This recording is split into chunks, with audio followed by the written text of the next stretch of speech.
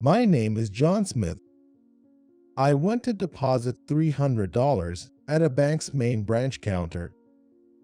Usually, I go to a smaller branch, but this time I had worked near the main office. To me, the main office and the branches are the same. But when I approached the counter, a new bank employee mistook me for a poor man. I want to deposit some money. Welcome. Wait, aren't you a poor man? What? It's faster to deposit using the machine, old man. Uh, Use the machine. It's right there. Don't bother anyone, just do it yourself. no, I don't trust machines. You don't trust machines. In this day and age. Seriously. Are you like Rip Van Winkle or something, old man? No, it's not that. Just kidding, just kidding. Don't you get a joke, man? Just don't come to the counter. It's a hassle.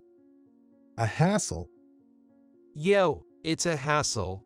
Look, the counter is for more important stuff. You're probably not depositing much anyway. Being poor and all. It's really a bother. But that's your job, isn't it? Sure, it's my job.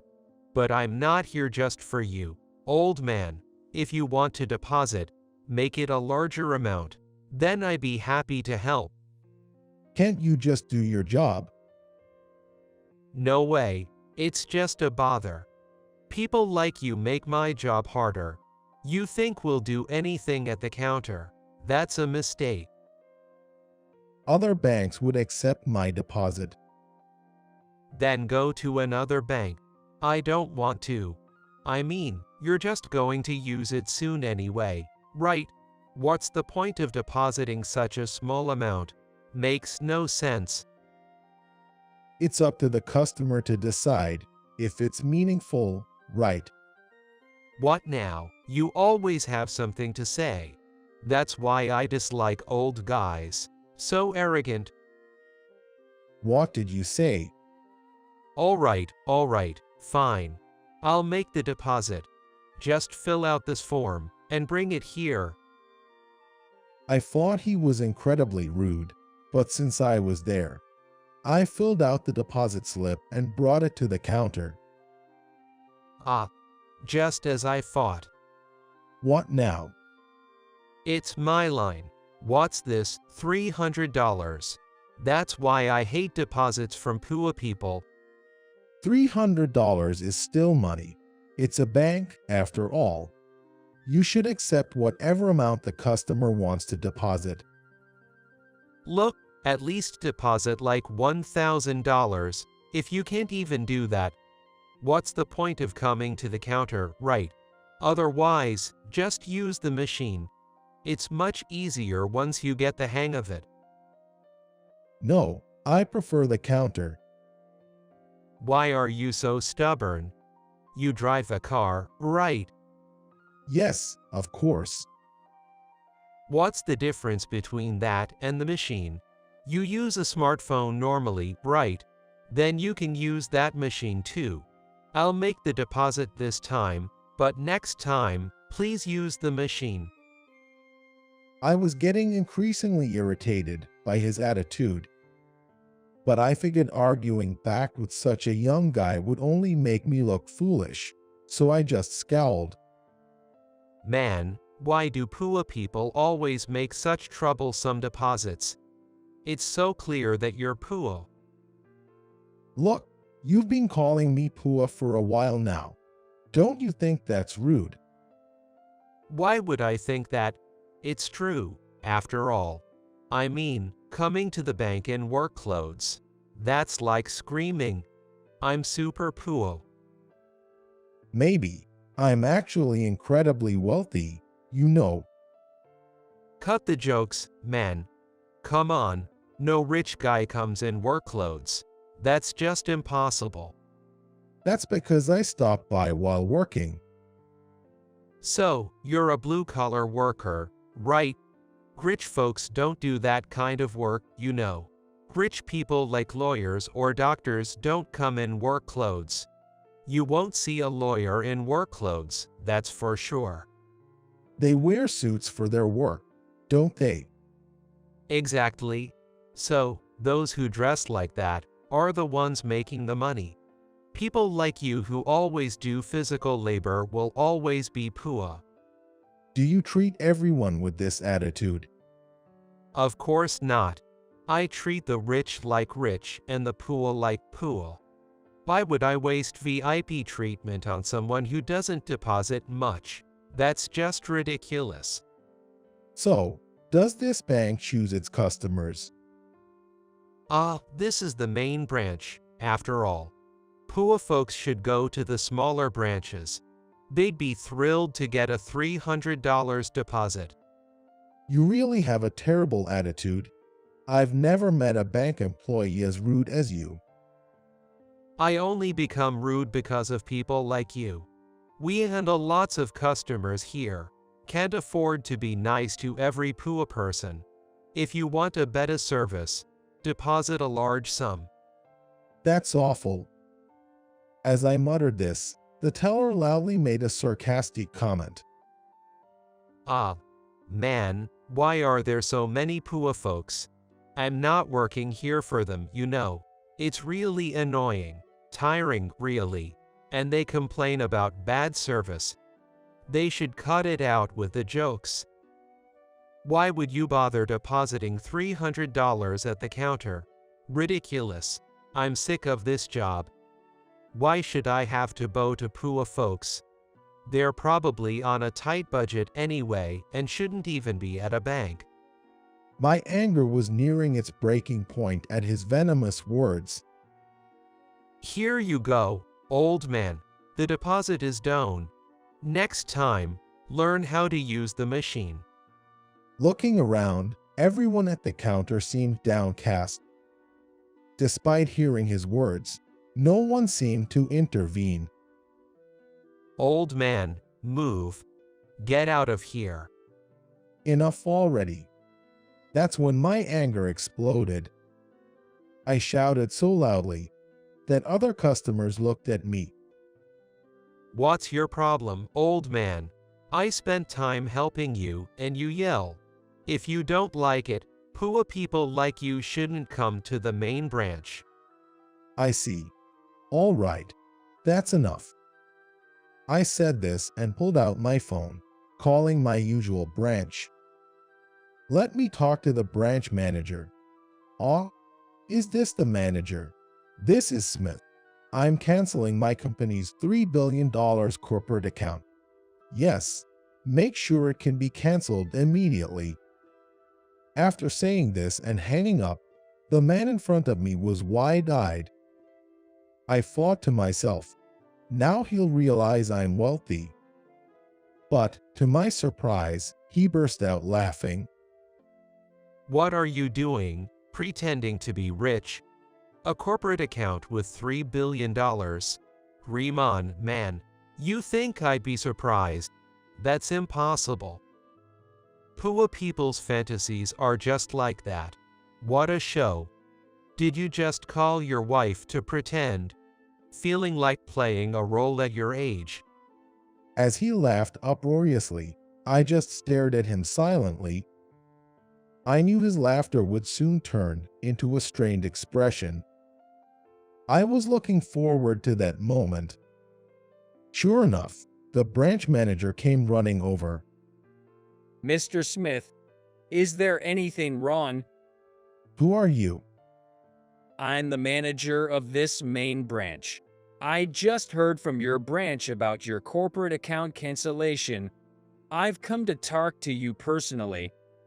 Well, you're too late. I've already decided to cancel.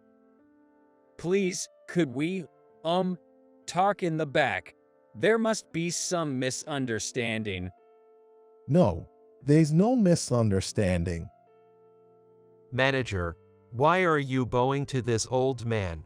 He's just a poor guy. Bowing to him won't get you anything. No, Johnson, that's rude. What's rude? It's a waste to spend time on a poor person. It's pointless. Could you be quiet for a moment? For some reason, the manager did not yell at or reprimand this man named Johnson. He even seemed to be pushed around by him. This was no way to foster proper personnel. I'm terribly sorry. Could you please come to the back so we can talk? That won't change anything. Please, let's talk this over. The manager, almost clinging, bowed his head and grabbed my arm. Please, Mr. Smith, just let me have a word with you. Seeing the manager's desperate state, I agreed to talk and headed to the back. As I followed the manager, we entered a small reception room where a secretary had prepared fancy cakes and tea. I sat on the sofa, arms crossed, without touching any of the offered items. Mr. Smith, was there an issue? I received a call from your branch. If it's okay, I'd like to hear about it.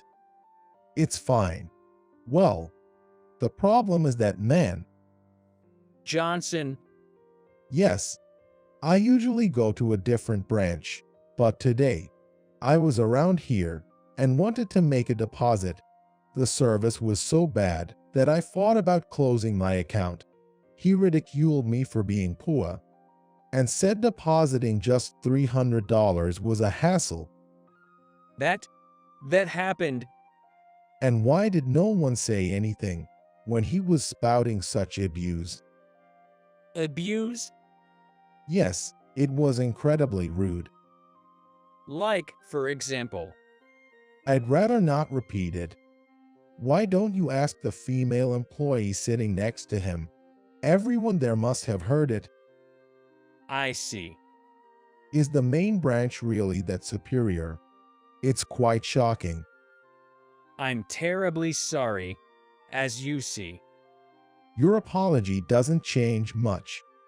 If this is the bank's policy, there's little I can say. I'll make sure he understands not to do this again. No need. The manager was desperately apologizing and wiping off cold sweat with a handkerchief, while the person in question remained cool and composed. He seemed oblivious to the fact that the situation had arisen because of himself. Instead, he blurted out something absurd. Manager, why are you bowing so much to this guy? I heard earlier, but what's with this old man? Johnson. I mean, it's clear he's poor. Why belittle yourself like that? We're the main branch, after all.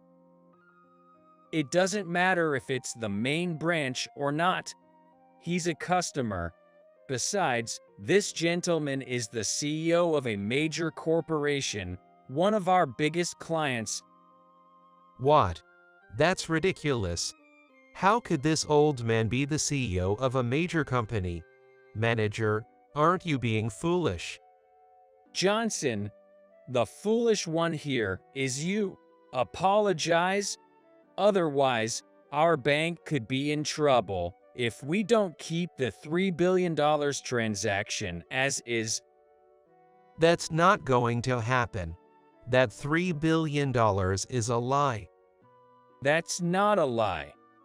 The manager finally lost his temper. However, as soon as he spoke, he seemed to startle himself into silence. Moreover, it seemed like the manager was gauging Johnson's reaction. I watched him intently, trying to figure out what kind of person he was. He's just new. He doesn't understand things yet. So, just because he's new, it's okay for him not to understand things. No, not at all. Hey, you. What? Old man. Johnson, he's not just some old man. He is, isn't he?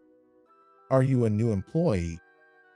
Kind of, But that doesn't matter. I'm the CEO's grandson. The CEO's grandson? Yeah, that's right. The CEO's grandson. So, whatever I do is right. I see. So that's why you act that way. You've always been allowed to do whatever you wanted. Yeah, that's right. And because you're the president's grandson, everyone, including your colleagues and bosses, just turn a blind eye, right? I'm sorry. This way, there's no chance for new employees to grow. You're absolutely right. Man, why are you being so high and mighty? It's obvious that the CEO's grandson is the most important person in the bank. That's why nobody says anything to me. What's the problem with that? Are you just jealous? I don't feel jealous. If anything, I feel contempt. What did you say? So, you think just because you're the CEO's grandson, you can do whatever you want? Of course. There's no one else here with as big a connection as me. Connections, huh? So, without them, you'd just be a nobody, right? What? Connections are a talent too. Connections are a talent. That's ridiculous. So, even if there's a $3 billion deal, I'm still more important than you. You think you're more important than the customer. Obviously. You think it's okay to label customers as poor without knowing anything about them. I don't know if it's okay, but I don't see a problem with it. I've seen many poor people, and none have ever complained about how I treat them. So, that must mean I'm right. Poor people can't win against the rich, right? They don't have the pride to stand up to them. So, rich people like me always win. I'm so sorry. He's still not understanding things. I'm terribly sorry for the inconvenience. Please, just let this one slide. I'll make sure he's properly trained, please. No, manager. This isn't about him not understanding. It's about the disrespect.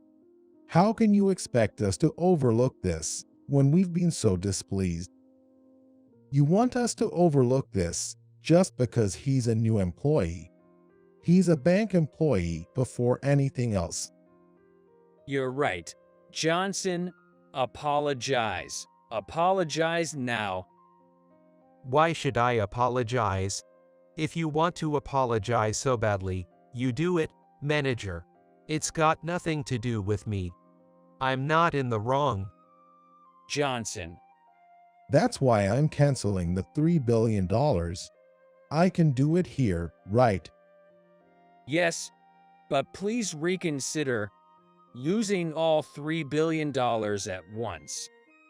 Tell that to him. I was planning to keep it here. His attitude and the way you treat the CEO's grandson changed my mind. Yes, but withdrawing everything at once. It's fine. Please put it in this bank. I said this and placed another bank's passbook on the table. This bank, $3 billion. Yes, I don't mind. This bank is small, but they treat me well. I prefer it much more than keeping my money here. Understood. After the procedure, I stood up and left the room. After I left, the manager seemed to reach his limit. Johnson, what have you done? What's up, manager? No need to get so red and angry. It's not just any customer. He was a vital client. If we lose that $3 billion contract, our bank will go under. Banks don't go under. Are you serious? Yeah, of course.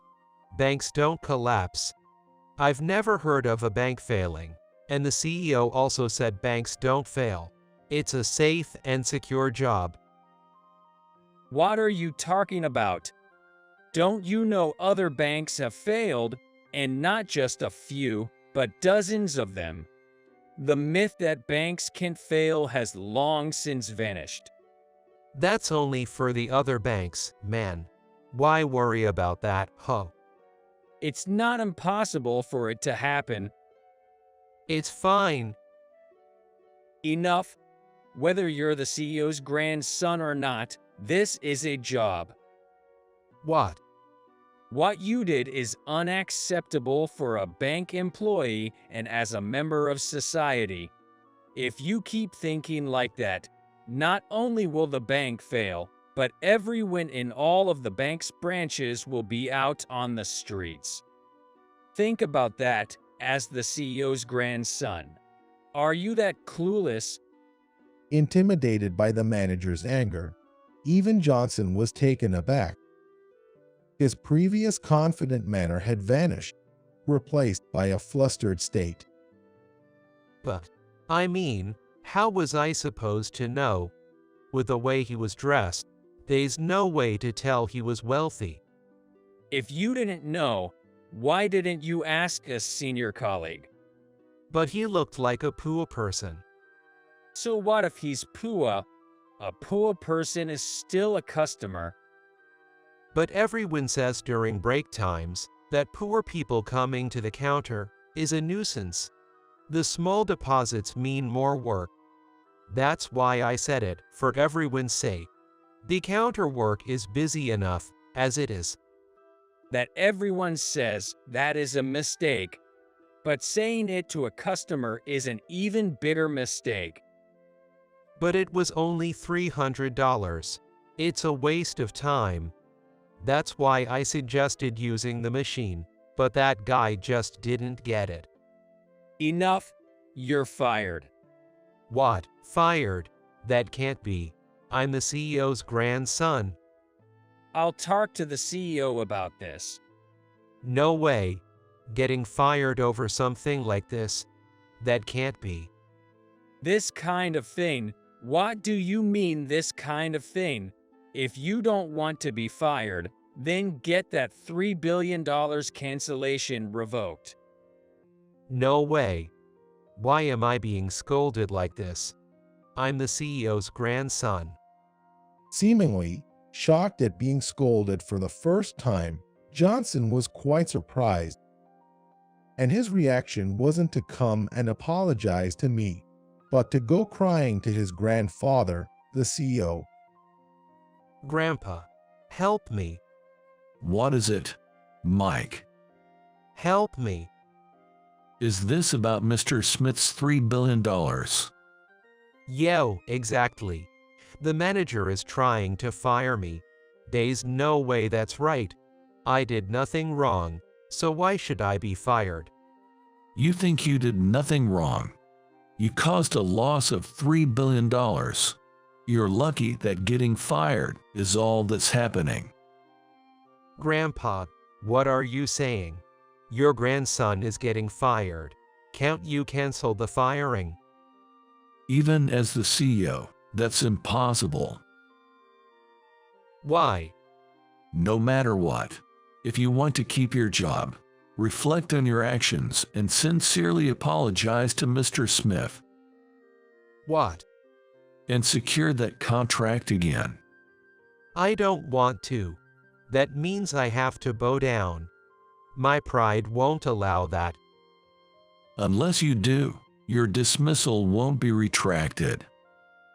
Even if your grandson gets fired. The livelihood of the employees is more important than just your job. That's Johnson, who had always thought his grandfather would solve everything, was evidently surprised to find out that wasn't the case. And having never needed to make an effort before, he decided to apologize to me, realizing he wouldn't last in any other company. I'm sorry. In front of me, Johnson bowed, seemingly thinking a simple bow would suffice. Please don't cancel the $3 billion contract. Why should I? What I do is none of your business, right? It is.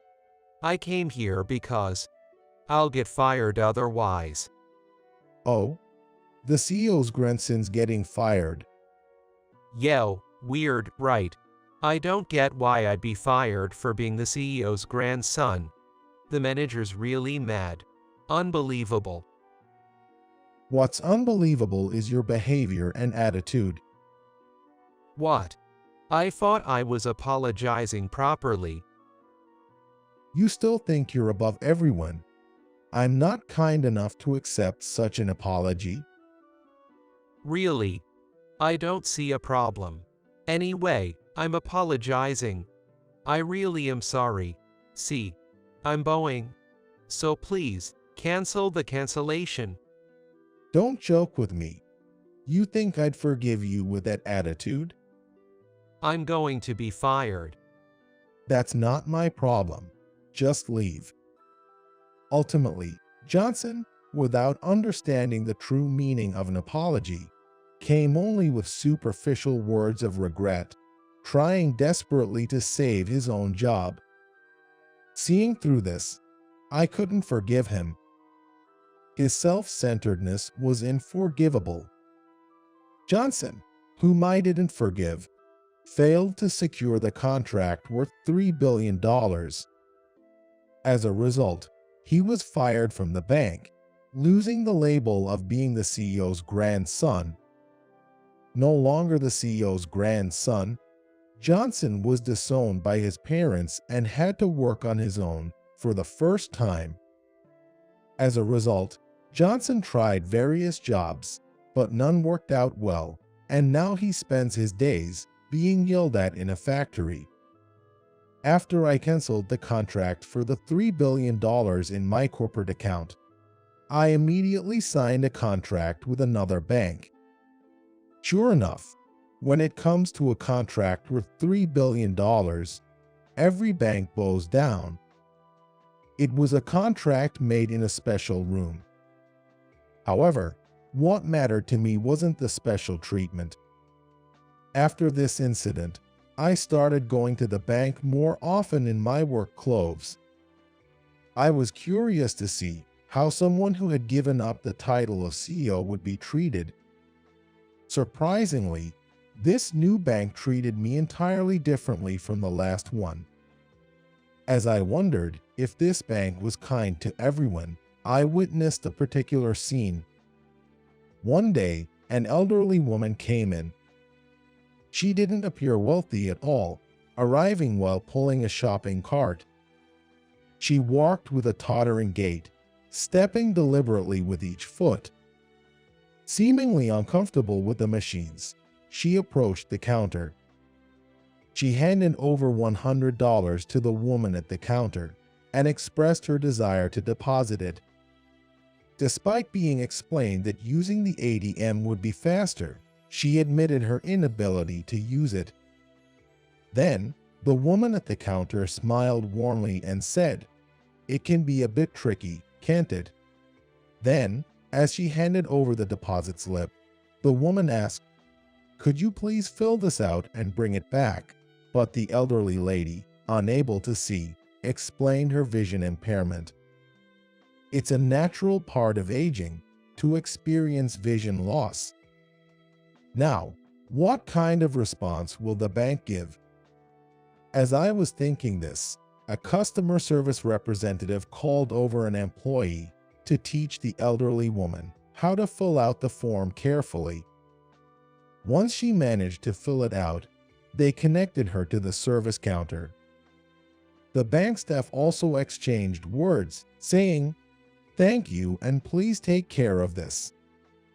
The staff guided the elderly lady to a chair and asked her to sit and wait. However, when her name was called, she did not respond to the voice. And there, once again, the same guide appeared. The attendant said, "You've been called. Please go over there," as they guided her to the counter. After the entire process was completed, the elderly lady repeatedly expressed her gratitude verbally. The bank employee, with an unceasing smile, bid her farewell, saying, "Take care." Witnessing this heartwarming scene, I felt assured that depositing a large sum in this bank was the right decision. On a crucial morning when I had a major presentation involving a massive deal worth $5 billion, I arrived at the venue just in the nick of time after helping a pregnant woman who had collapsed at the station. At the venue, a co-worker who always viewed me as a rival had already finished distributing the materials and was taking credit for it. The next day, I was summoned by the company president and handed a pink slip.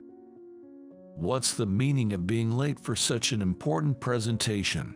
You claim you helped a pregnant woman and that's why you were delayed. Stop lying. I'm not lying. As I tried to defend myself, my co-worker chimed in.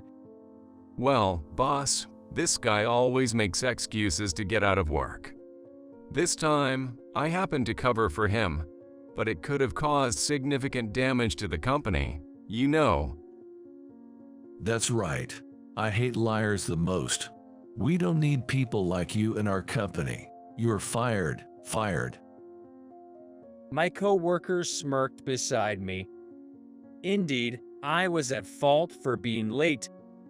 It was such a cruel decision to get fired without any investigation, but those who had belittled me didn't know. This was the countdown to their downfall. My name is John Smith. I work at a startup company in the city.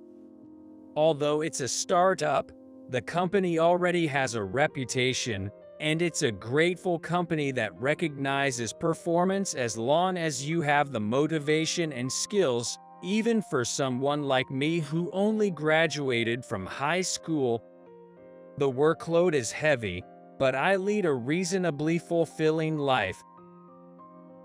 Today, to celebrate the successful presentation of my team, I came to a familiar Western-style bar with my coworkers, Mike, Sarah, and others. This restaurant, located a little off the main street, is called Four Seasons, and it literally offers delicious meals according to the seasons. The proprietress, Emily, is a young, beautiful woman who looks great in dresses and has a good reputation among customers. Of course, the food here is fantastic, and I absolutely love the chili beans at this bar. It's like the taste of my mother's cooking from the past, and no matter how tired I am from work, just having a drink at this restaurant makes my fatigue disappear. Oh, John, it's rare to see you here. Are you here with your coworkers today? Yes, today our work went well, so I thought I'd like to have some delicious food to celebrate. Well, I'm delighted. Then, I must express my gratitude for your continued patronage. Thank you as always. Emily smiled gently and offered a glass of water. Then, Sarah sighed softly as she looked at the proprietress. The proprietress here is really beautiful, isn't she? How should I put it? She has that mature charm, right? Men must like the type of woman like the proprietress, right? Oh, thank you so much. If a young girl like you compliments me, I'm happy even if it's just flattery. Would you like something extra as a token of appreciation? Saying that, Emily handed over a small dish. Here you go. It's free. Oh, it looks delicious. Watching the exchange between the two women, I took a sip of my beer with a smile. Suddenly, Sarah asked, "John, do you also like women like the proprietress?" I cleared my throat slightly and replied, "Well, I don't think there's a man who dislikes women like the proprietress, right?" In response, Sarah, with a displeased look on her face, poured more beer into my glass. Oh well, I'm just a youngin' with no special talents, after all. Oh, come on, aren't you already drunk without even drinking? I'll drink more. I'll drink as much as I want. After that, Sarah continued to interact with me in various ways, but one person who seemed unimpressed with it all was a male colleague named Mike. Mike graduated from a well-known university, and when we first joined the company, we worked well together. However, as soon as he found out I was a high school graduate, his attitude completely changed. He would delegate all the tedious work, like data collection and analysis, to me while taking credit for the easy tasks. Hey, John, I'll need those documents by tomorrow. By tomorrow. I haven't even finished the ones you asked for yesterday. Oh, come on. If you're a high school graduate who worked your way up, you've got the determination, right? Your only strength must be your physical stamina. He made such sarcastic remarks and pushed more work onto me. Sarah, my coworker, didn't seem to like Mike's approach, and he often complained. Geez, he never does any of the hard work himself and just pushes everything onto John. Even though we're at the same level, he acts like he's superior. I'm sure he's just jealous because everyone at work likes John. Sarah, don't say that. I'll do my best in the areas where I can contribute. Oh, John is just too kind. Anyway, be careful not to overdo it. You might collapse if you push yourself too hard. Oh, thank you. I stayed late that day, too, and finished all the work assigned by Mike. I know Mike looks down on me for being a high school graduate, but I don't feel any shame about my education. That's because I chose to stop pursuing a college degree. My mom used to run a children's cafeteria in a separate building at home, providing free meals to children who couldn't eat properly. She was what you might call an interfering and big-hearted mother. After work, my dad would rush to the store to buy groceries, and I had been helping out since I was a child. Children with various circumstances would come to the children's cafeteria. Among them, there were siblings named Em and Jin, who often visited. Em's family was a single-parent household, and her mom worked multiple part-time jobs. For dinner, Em and her little brother Jin would split a hot dog in half and share it. Em and Jin always looked so skinny. I remember when my mom, out of concern, brought them to our cafeteria for the first time. Children need to eat a lot, play energetically, and sleep well. That's their job, right? My mom said with a hearty laugh as she served them a mountain of chili beans. It had been a while since they had eaten such warm food, so they kept saying how delicious it was and stuffed their mouths with rice. After that, the two of them started coming to our cafeteria every day, and we became as close as siblings. I wonder what Em and Jin are doing now. Are they doing well? I sometimes think about everyone as if they were real siblings.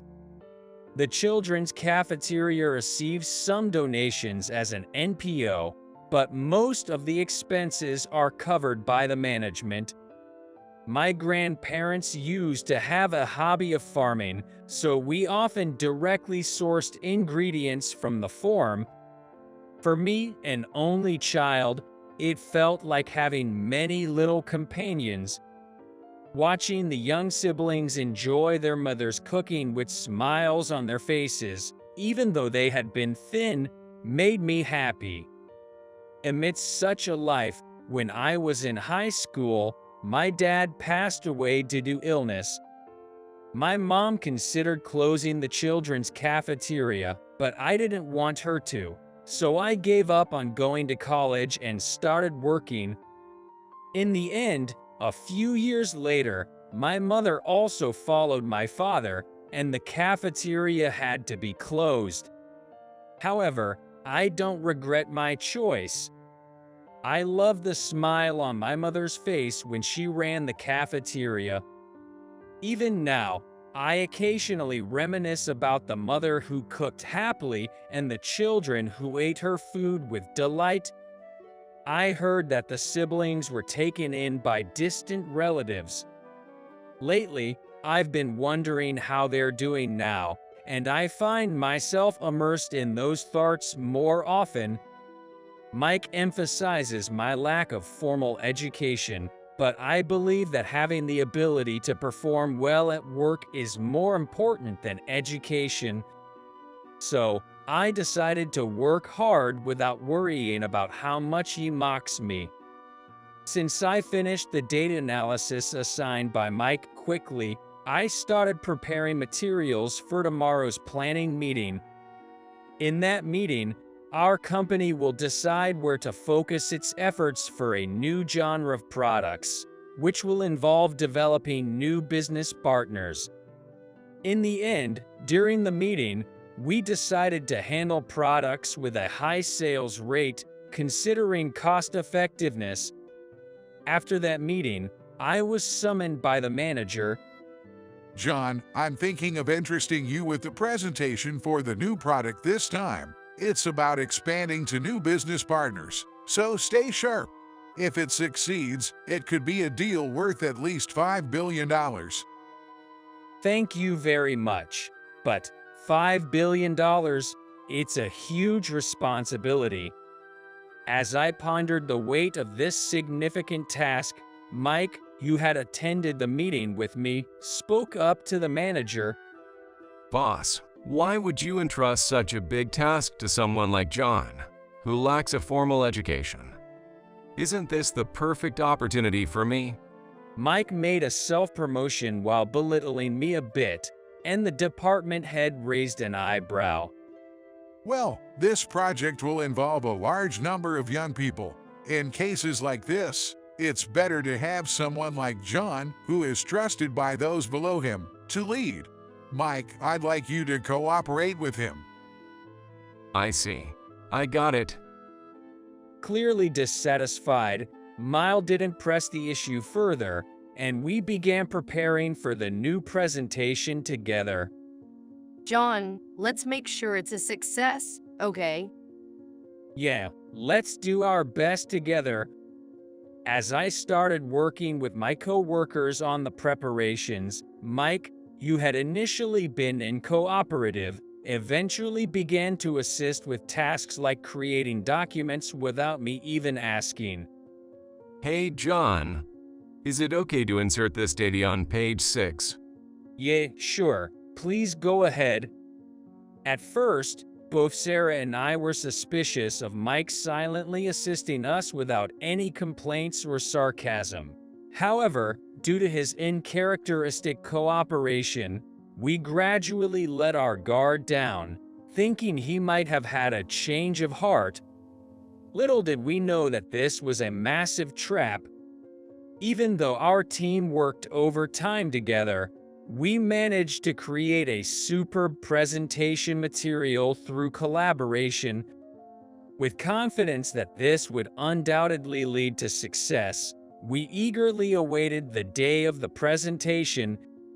On the morning of the presentation day, I woke up earlier than usual to ensure I wouldn't be late as I was heading to the other company's office. However, it's precisely at times like these when troubles tend to occur. While heading to the station, I saw a pregnant woman with a large belly crouching down, holding her abdomen. She looked as if she were in pain, with sweat on her forehead. Although passers-by glanced at her due to it being rush hour, no one said a word. Unable to ignore it, I rushed over and spoke to the woman. Are you okay?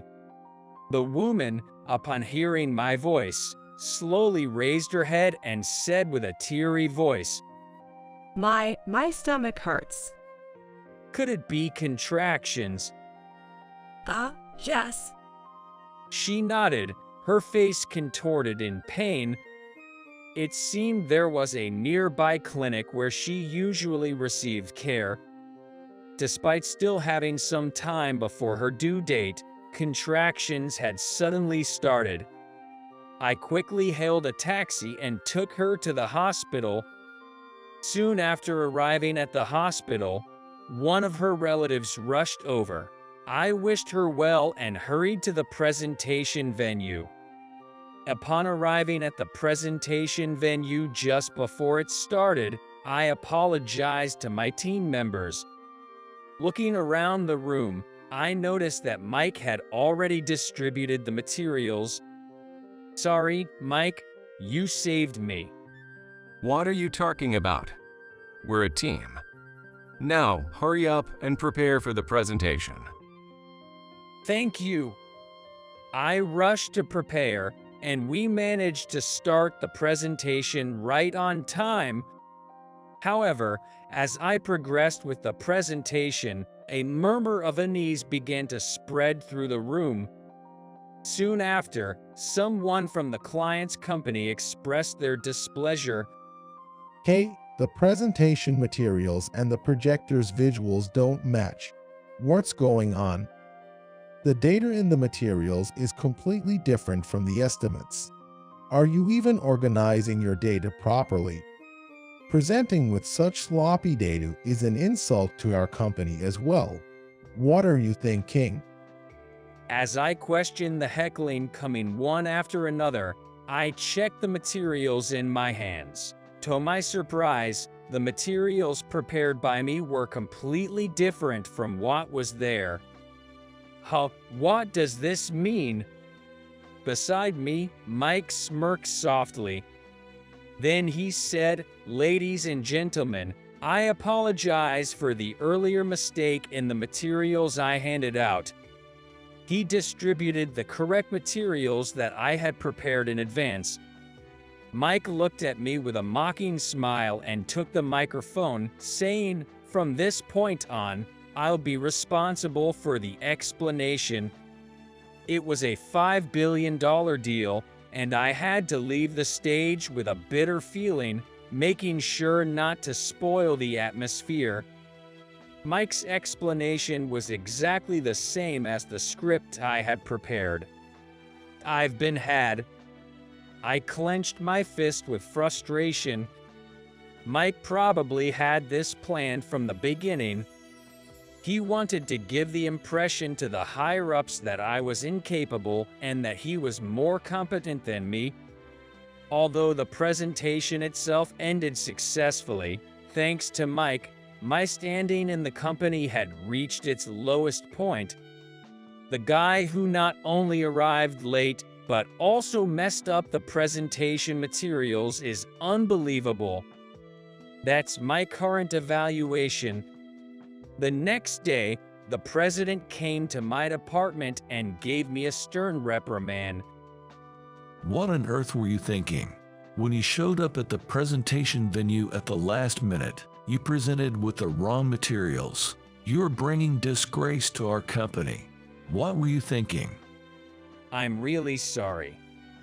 After sincerely apologizing, I explained that I had been late for the presentation due to helping a pregnant woman in the morning, and that the presentation materials had turned out to be different from what I had prepared. However, it was at that moment that Mike intervened. Boss, what John is saying is completely nonsense. This guy is all talk, always trying to manipulate everyone like this. Even the success of the previous presentation, the department had attributed it to John, but it was me who did all the data analysis. As for this issue with the materials, when I asked him if he was sure, he said yes. Based on my experience, I had a feeling that the data might be wrong, so I had prepared different materials just in case. Fortunately, They came in handy. Everything Mike was saying was pure fabrication. However, in the current situation, I knew that no matter what I said, the president wouldn't believe me. I clenched my teeth and swallowed my frustration. Is that so? You're Mike, right? I heard you graduated from a prestigious university with outstanding grades. Well, it seems that your education wasn't in vain. Well done. If, by any chance, this deal hadn't gone well, our company would have suffered a significant blow. No, it's nothing. I just did what I had to do. I see. That humble attitude is commendable. But I've heard that John is considered a promising talent by the department head. I'm disappointed. And personally, I hate liars the most. Someone who is late for an important business deal and tells lies is not needed in this company. John, you are fired. Fired. What? I was taken aback by the sudden announcement of my dismissal. Then Sarah, who had been listening to our conversation behind me, tried to speak up to defend me. Boss, if I may. Sarah, it's okay. But The president, who had been listening to our exchange, gave Sarah a stern look. Oh, so you're John's co-worker. To question my decision like this. Did he teach you not to follow the company's rules? It seems that high school graduates like you haven't been properly educated about societal rules. I realized that if I said more, it would only worsen her situation. So, I instinctively spoke up to defend her. Boss, as you say, this mistake is entirely my responsibility. She didn't know the circumstances. I apologize. I see. If you understand, submit your resignation letter promptly and leave. Yes, got it. As the president left the room, Mike, who had been waiting behind me, spoke up. I guess people without education can't do anything right. Checking the materials before distribution is the basics of the basics. What the heck? Also, don't trust people blindly. And it's not a good idea to try to please everyone. It only leads to losses. Sarah, you have such a poor co-worker. If she had joined my team from the beginning, I would have taken good care of her. no, I'd rather not receive any special treatment from someone who resorts to such dirty tricks. Is that so? You'll regret it later. I realized that this was Mike's true nature. I had always suspected that he looked down on me for being a high school graduate, but I never thought he would go to such lengths to undermine me. I would have done anything, whether it was data organization or analysis, if he had asked. Why did I have to be resented like this? The more I thought about it, the emptier I felt. The younger co-workers, including Sarah, were against my resignation, given what Mike had done and the president's decision. However, in our company, the president's orders were absolute. Unless there was a compelling reason, there was no way to overturn a resignation. I calmed everyone down and decided to use up the accumulated paid leave from the next day. I had been with the company for a long time, but once my paid leave was over, it would be time to say goodbye. That night, I stopped by the familiar small bar called Four Seasons. Tears welled up in my eyes as I was greeted by Emily with her usual gentle smile. She looked surprised to see me like that, but I think she sensed that there was a reason behind it. Here, today I'll treat you, okay? Drink to your heart's content and forget about your troubles. She said that. Emily, I got fired from the company. Oh my, well, but it must be for a good reason, right, John? Yay, well, do you remember that coworker, Mike, who came here with me the other day? Oh yes, I remember. He got me good. I told her about how I had encountered the pregnant woman in labor that morning, how I had taken her to the hospital, and how I had fallen into Mike's trap. I see. But John helped a pregnant woman and her child, right? Isn't that amazing? To take the right course of action as a human being. It's a dark future for a company that fires someone like that. On the contrary, maybe it's a good thing you left early. Do you think so? Yes, John, I'm sure you'll find a new job quickly. Emily, thank you, but I might be unemployed for a while, so I won't be able to come here. Oh, don't say that. If it's you, John, you're always welcome here. In fact, I'd even treat you for free. That's funny, Emily, that's a bit too much. But I appreciate your kindness. Thank you. It's okay. I'm sure good things will come your way. My instincts are surprisingly accurate. Emily's smile made me feel warm. Then, about 2 weeks later, my home intercom rang. I couldn't think of anyone who would visit my house other than a delivery person, so I went to the door. To my surprise, Emily was there. Emily, what brings you here? John, long time no see. Are you doing well? Actually, someone really wanted to meet you, so I got the address from Sarah and brought that person here. Huh? Someone who wants to meet me? Yes, this is Olivia Davis. She's the one you helped 2 weeks ago. Oh, the one from that time. Are you okay now? Yes, thanks to you, I was saved that day. My child was born healthy as well. It's all thanks to you. I'm really grateful. Saying that, Olivia held my hands. I see. I'm glad your baby was born safely. When I responded, her expression suddenly darkened. But I heard that you lost your job because you helped me. What a terrible company, questioning their president's judgment. Well, it's all in the past, Olivia. You don't need to worry about it. No, I can't let it go. The person who saved my life and my child's life is facing such an unfair situation. I can't just stand by and do nothing. Can you tell me more about it? In response to her strong request, I explained everything that had happened up until that point. Now that I thought about it, it had been a while since I had talked to so many people recently. In that case, John, I think I can help too. Really? I actually came across an interesting idea. So, if we're going to get back at them, I have a good plan in mind. What do you mean? After that, we discussed various things about the future.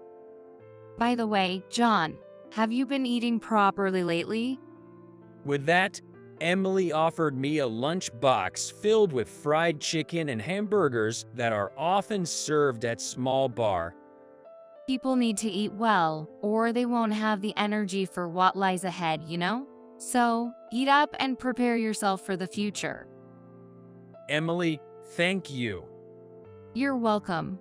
By the way, John, I heard that you gave my restaurant's business card to Olivia when she asked for your contact information at the hospital.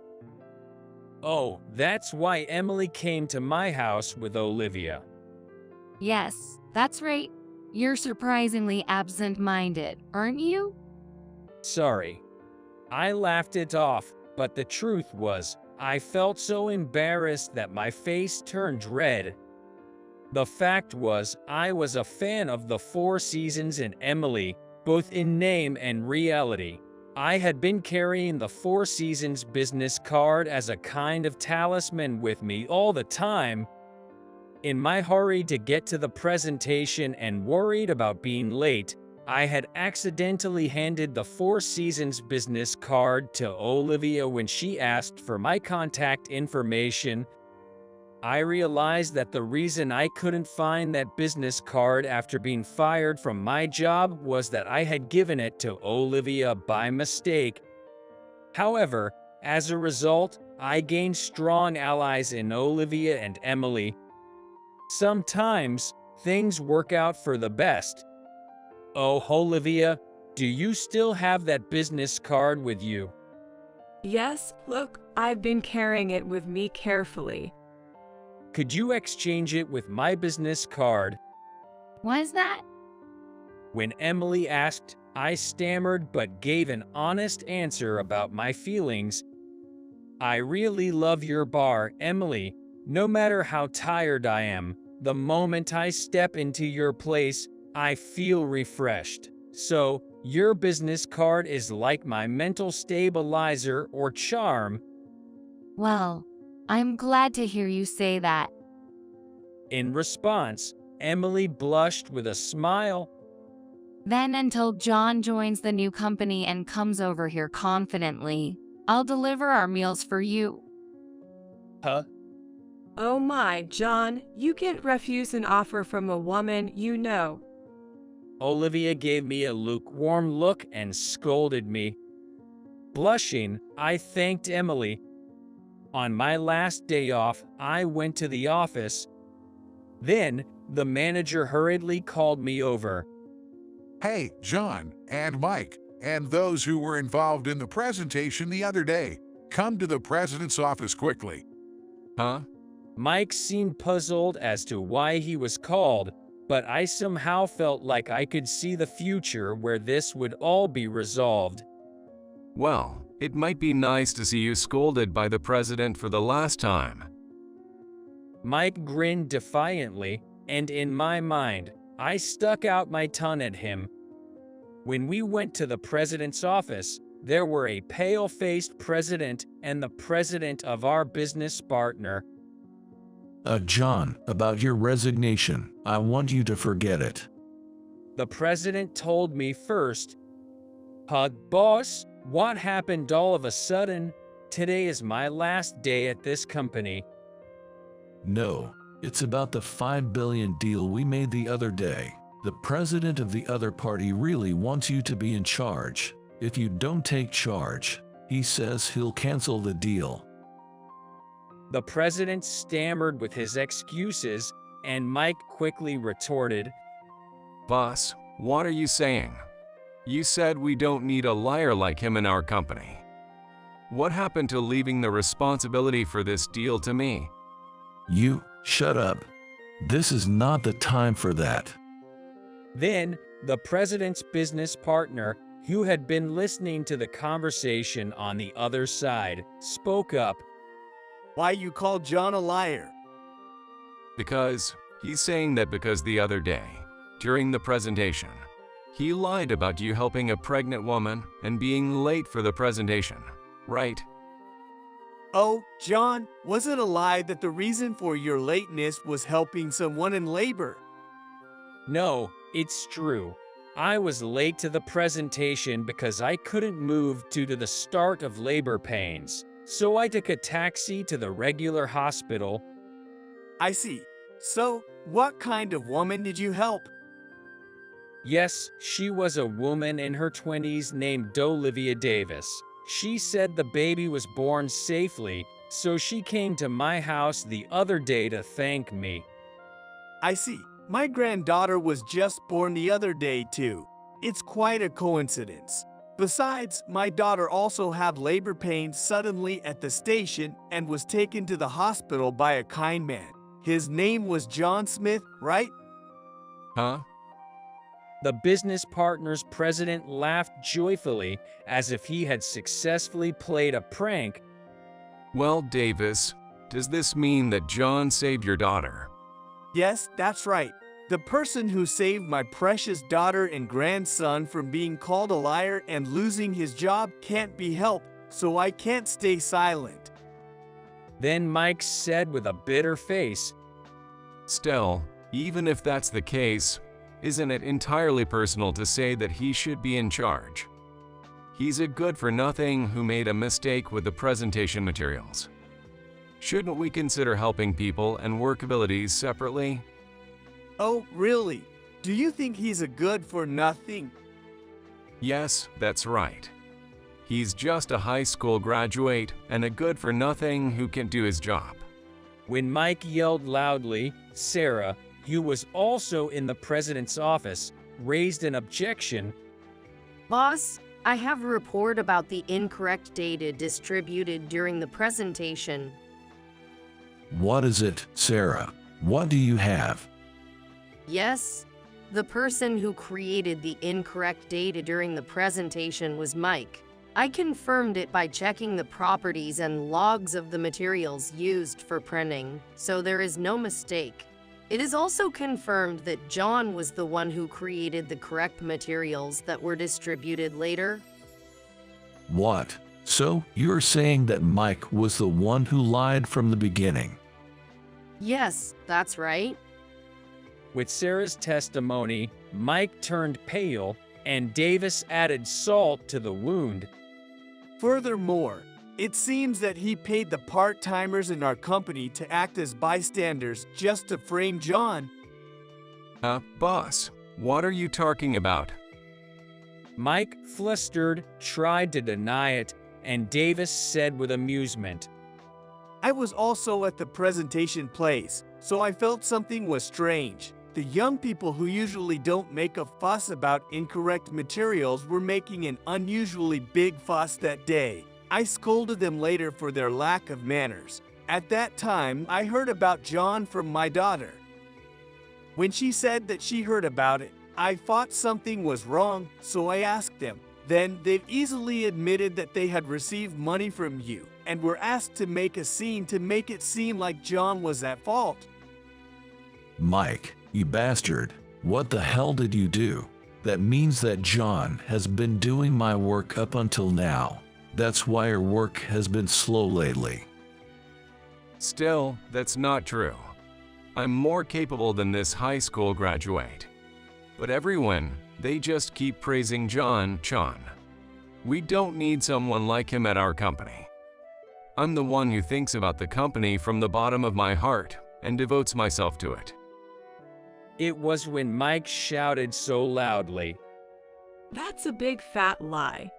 Suddenly, the door to the president's office opened, and from there, Olivia and, for some reason, Emily in a suit entered. What? Olivia and Emily? I was surprised, and Olivia, dressed as a full-fledged career woman, gave me a light wink. And the next moment, she glared at Mike. Nice to meet you. I am Olivia Davis, Vice President of Davis Company. I was the one who was helped by John here the other day. This time, I have come to expose Mike's fraudulent dealings. Mike is involved in fraud. Even the president seemed surprised by this. In this business negotiation, our representative, Christopher, was approached by your Mike for padding the bill. It was a deal where the profits would be split if it went well, and he already brought a padded invoice. The amount is $10,000 with a plan of $5,000 per person. However, he was consulting with me about what to do at the last minute. So, him serving your company, that's a big lie, isn't it? Lies. It's a mistake or something. I don't know any guy named Christopher. The panicked Mike retorted, and this time, Emily, still in a suit, told him off. Oh dear, Mike and Christopher often come to our store, don't they? They were even here last night, weren't they? Look, the video of you two together is on this smartphone. She said that and showed a video of the two of them on her smartphone. So, All you have to do is do as I told you, and you'll get $10,000 in one go. That's a big profit, isn't it? The video showed Mike and Christopher with their arms around each other in a hushed conversation. This video was so incriminating that no further evidence could be found. I shot this video because they were talking about something so dangerous. Mike comes to our store and bothers the other customers with his overbearing attitude. And even if I tell him I don't like it, he keeps pestering me. I thought it would be a good idea to have this on hand in case trouble ever arose. The eyes of Emily, who exposed this, were not smiling at all. You bastard. You guys are making fun of me, aren't you? Is this high school graduate really that great? I'm an elite graduate from a famous university. Why? Shut up. What are you saying? It's all your fault. You're the one who's fired. You're fired. The president, his face turning red with anger, shouted at Mike. Upon hearing the commotion, a security guard arrived and restrained the loudly shouting Mike. He was then ordered to suspend himself from work at home. So, John, what do you want to do? Do you still want to work for this company? When asked by President Davis, I shook my head decisively. No, I don't intend to return to this company. Why not, John? Please come back. No, boss. At first, I thought this was a wonderful company that would give even a high school graduate like me a chance. However, with this incident, I've realized that it's not like that.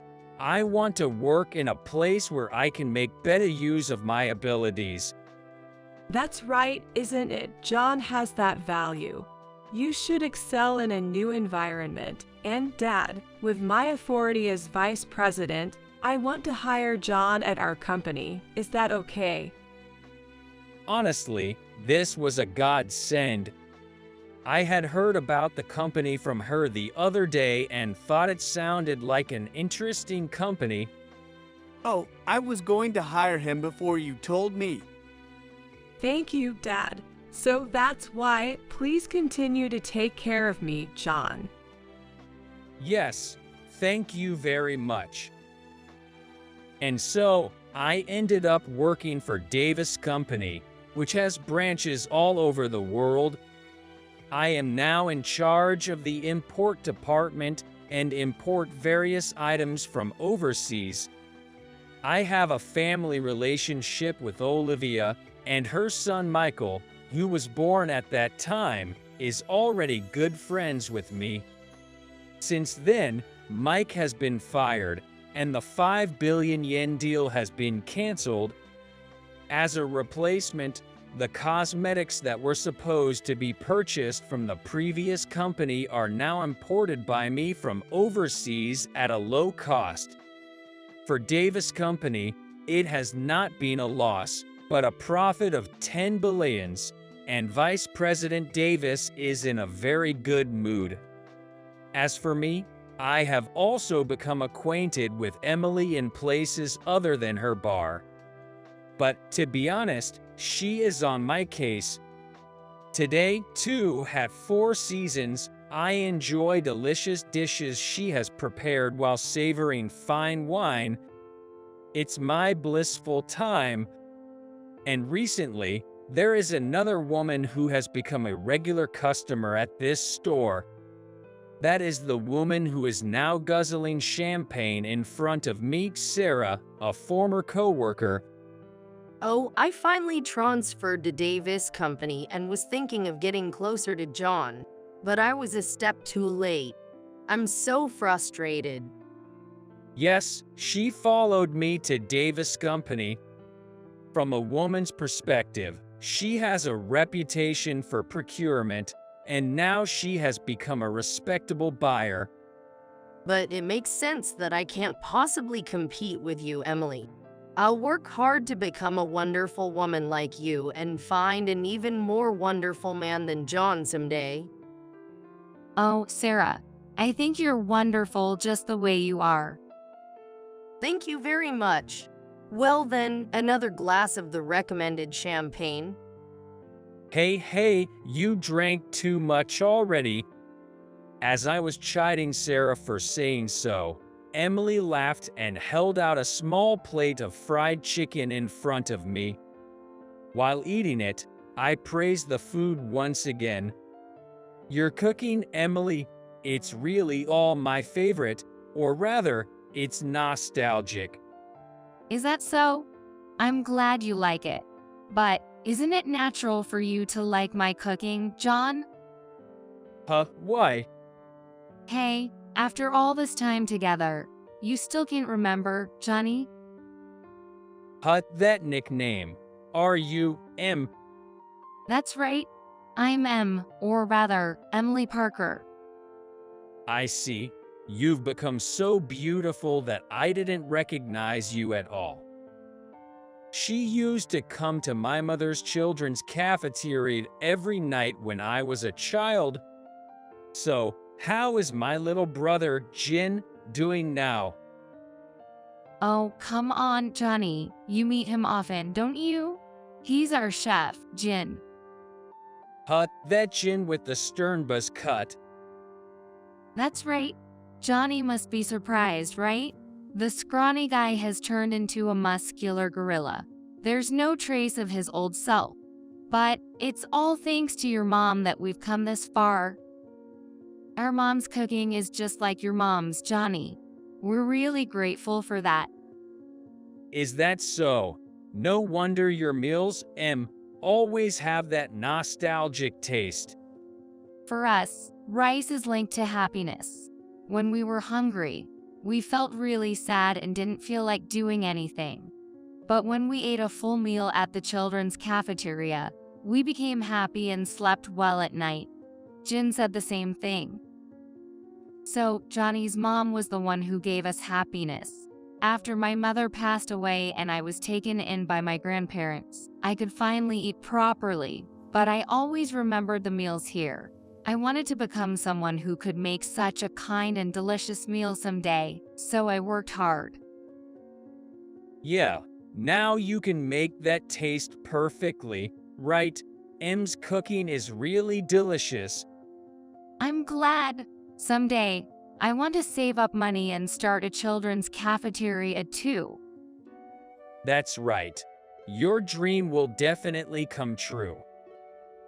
In the past, it was a children's cafeteria that relied on donations, but now even major convenience store chains have entered the children's cafeteria scene. Leftover lunch boxes and snacks that were supposed to be disposed of. There are many children who consider themselves happy just by having those fill their stomachs. However, a warm meal prepared with care can also warm a person's heart. She wants to create such a warm children's cafeteria. I know how challenging it can be, so I want to help her in any way I can. For that, I hope to find a way to source affordable ingredients from overseas someday. It's a mysterious bond created by warm meals. It's also a bond that my mother established with her generous meddling and warm smile. I truly want to cherish this important bond forever. I thought someone left this as a prank because the lunchbox was so carelessly put together. I brought my daughter's lunchbox to work. Your lunchbox so stank, so I threw it away, my boss mocked, pointing at the trash can. After seeing this, I responded to him with an astonishing remark. What the heck? Right after, my beautiful wife appeared. My name is John Smith. I work as a chef at a hotel, currently specializing in braised dishes. The braises I make are not only popular among the guests, but also highly appreciated by my co-workers as a staff meal. The fish we get from our direct supply store is so fresh that it's often served as a grilled fish, to the great delight of our customers. Especially the grilled dishes made by our sous chef. They're also exceptionally delicious. The young staffs are all enthusiastic and actively engaged in their work. At 35, I'm of a mid-level age. Normally, it would be too young to be in charge of braises, but I was scouted directly by the previous head chef to work here. I used to work at a different hotel, honing my skills in French cuisine. My dream was to run a French restaurant, so I had no intention of pursuing American cuisine. However, as I loved American food too, I would go to have regional foods and food walks as a hobby, learning about various dishes' flavors. That was my young days. A customer who wanted an American-style breakfast came in one morning. The breakfast I served was a hit, and I got scouted because of it. Actually, that customer was my former head chef of the hotel. I've never had such a gentle yet satisfying meal for breakfast. I'd really like you to work at our hotel. I was offered, and that's how I switched to my current job. There, I began to master the art of American cuisine. Everyone, even as a newcomer, was kind to me, including my fellow chefs, the maids, and the office staff. I got along well with the cleaning staff too, working in harmony. This hotel, blessed with a great environment, was very comfortable, and most importantly, the former head chef was a wonderful person. He was like a real parent to me, always giving me heartfelt advice about everything from my personal life to my work. He retired when he reached his pension age. A new head chef was appointed, but he turned out to be the worst. He's the only person in this workplace that I truly detest. John, what's with this braise? The flavor is too strong. Edward Johnson. He's the current head chef at our inn and my senior by 5 years. Edward and I actually didn't meet for the first time at this workplace, at the hotel where I worked during my early career days. He had also joined. Edward, unlike me who's work-focused, used to get by with just enough work. We never got along, hardly ever talking to each other outside of work. Interestingly, the sous chef also joined the hotel at the same time as me, and we hit it off right away as we were on the same wavelength. We spent every night engrossed in culinary research. The sous chef and I, we had a bond beyond work, often going out for drinks together.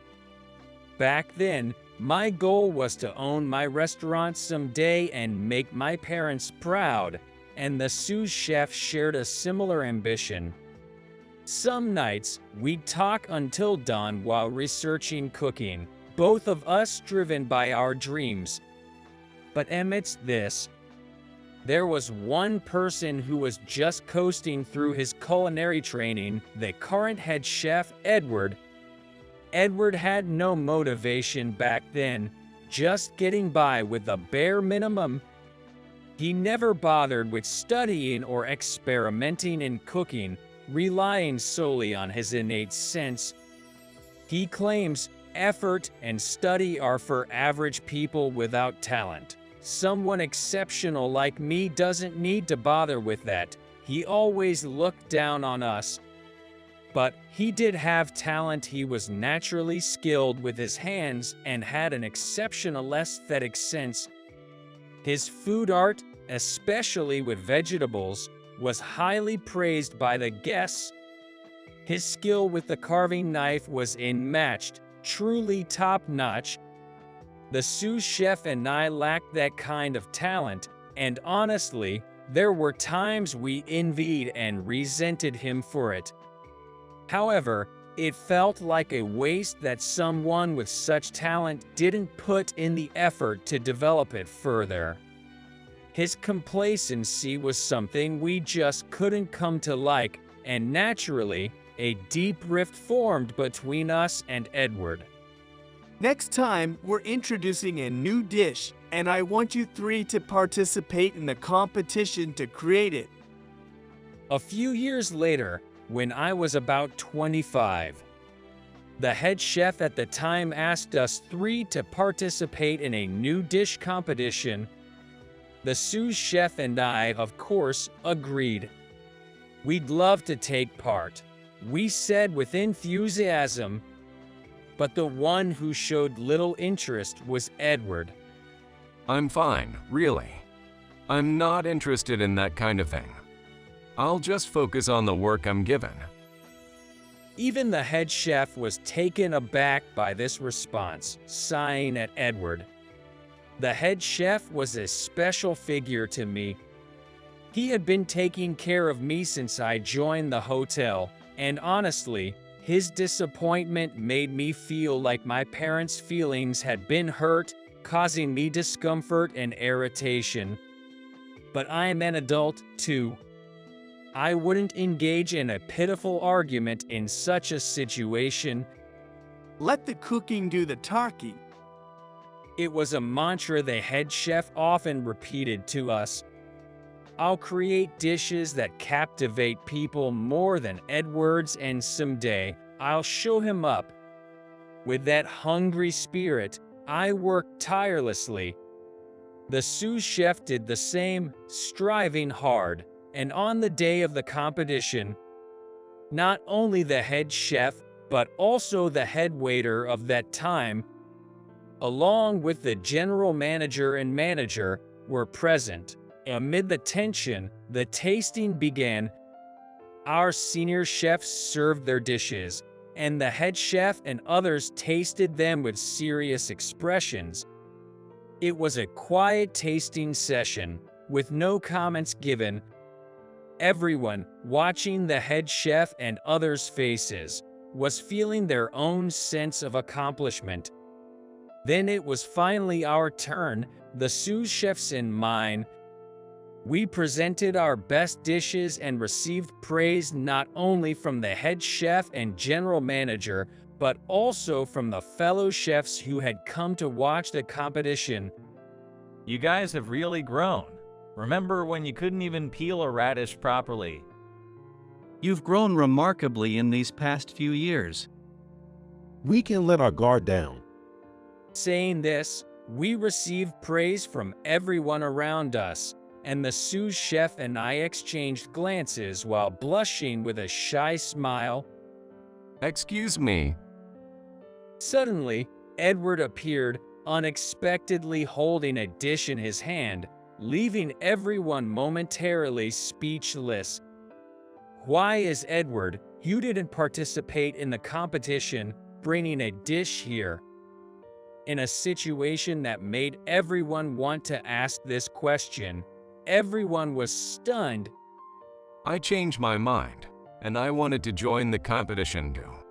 So I've prepared this dish, he said, placing a dish on the table that was incomparably more impressive than those of the sous chef and me, drawing criticism from everyone. What are you doing, Edward? You said you weren't interested in the competition. I just felt like it all of a sudden. Honestly, I knew if I entered the competition, from now on only my dishes would get through. I was trying to be respectful to the seniors by holding back. Edward said with a smug, mocking smile, provoking the emotions of the senior chefs. One senior, angered by his taunt, was about to confront him but was restrained by another senior. So, you can't win with cooking, and now you want to try with force. Many chefs are quick-tempered and foolish, but this really proves it. Even my own seniors are such an embarrassment. Edward, please stop provoking the seniors. Everyone here has put their all into this competition. Isn't it you who's the lesser person for mocking those who are trying hard? I had never directly spoken up against Edward before, but I love all these people here.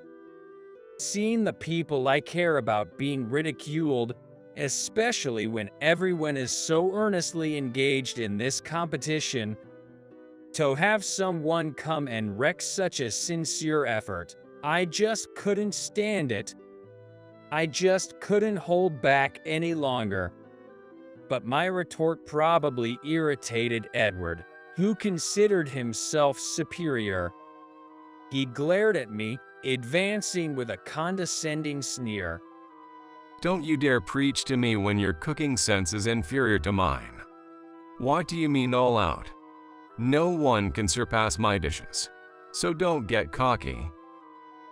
Despite his intimidation, I remained unshaken, but when it came to culinary skills, I couldn't respond back.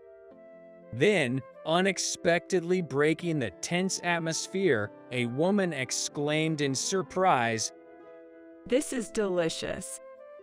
Her oblivious outburst instantly drew everyone's attention. It was Annie Stanfield, working as a waitress. Annie had come to the hall to speak with the head chef, unaware of the ongoing competition. Intending to quietly approach the chef and return to her post, she didn't have the courage to speak up in such a charged atmosphere. Waiting for the argument to end, she saw the array of dishes prepared by the chefs. Annie was hungry, so she couldn't resist sampling a bit. "This is incredibly tasty. Whose dish is this?" Obviously, the dish was so delicious that Annie couldn't help but exclaim, and she became curious about who had made it. Swallowing the food in her mouth, she broke the tense atmosphere with her words, "I made that." I timidly raised my hand in response to her question. Seeing this, Annie's expression changed from shock to excitement. Her face lit up with excitement, and she rushed over to me. "You made this, it's amazing. I've never tasted anything so delicious, especially this pie. When I cut open the pie inside, much beef juice comes out, turning it into beef soup.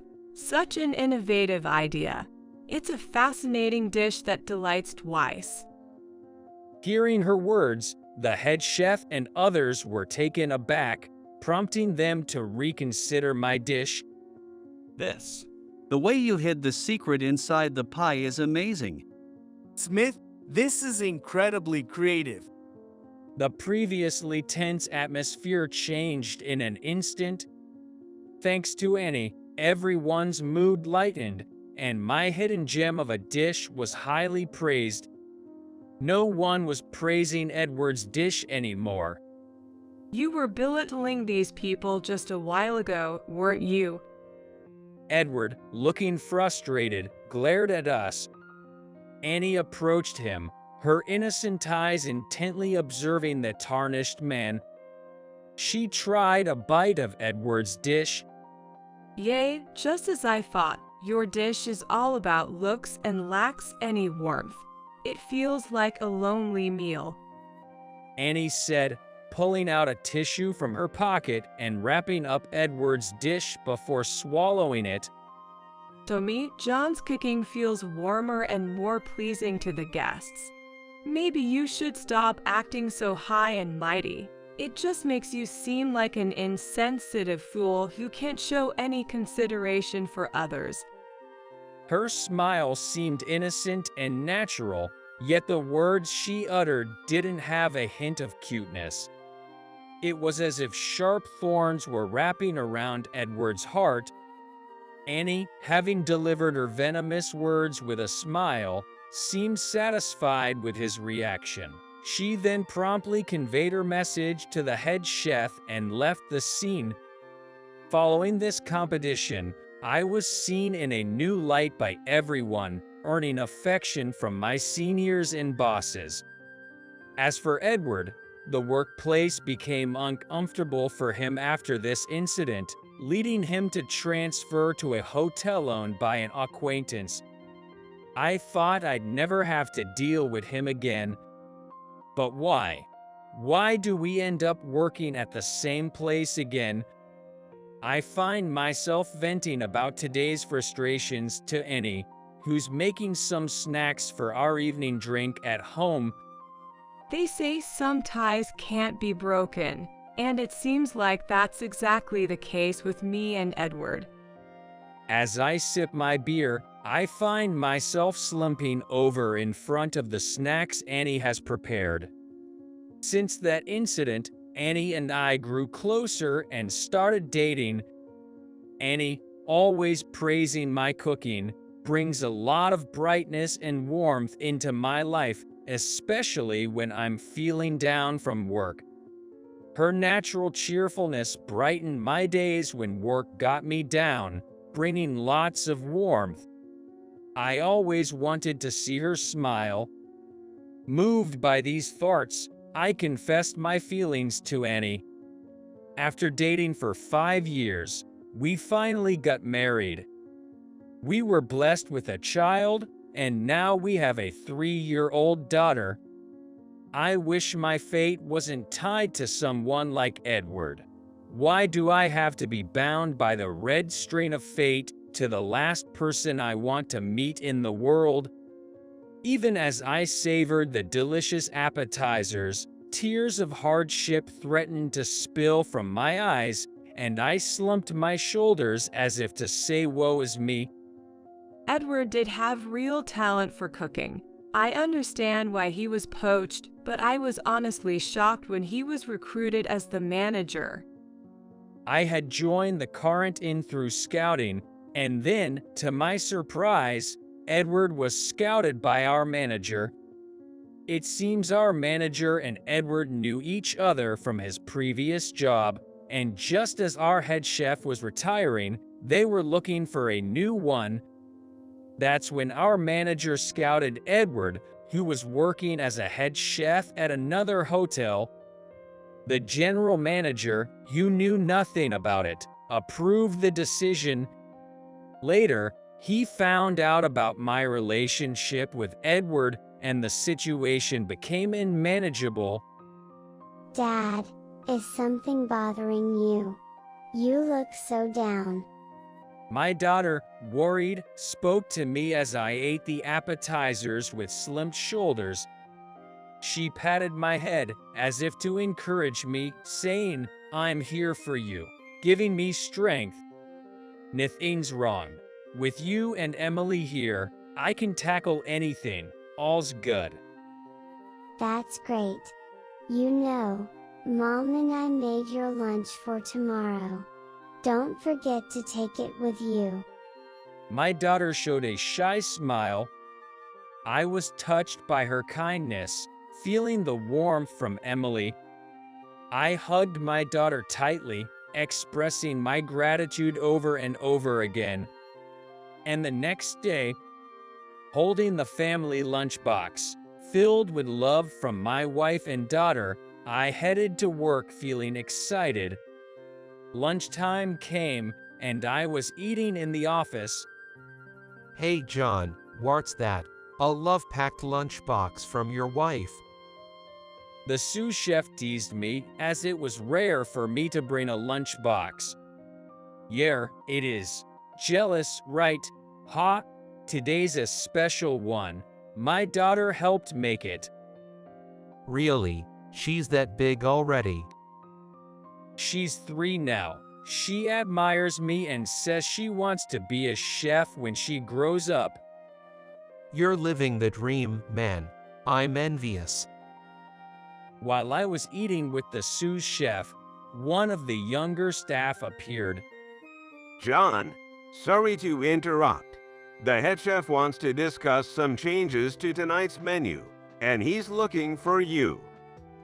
Hearing Edward's name even during lunch made me feel deflated.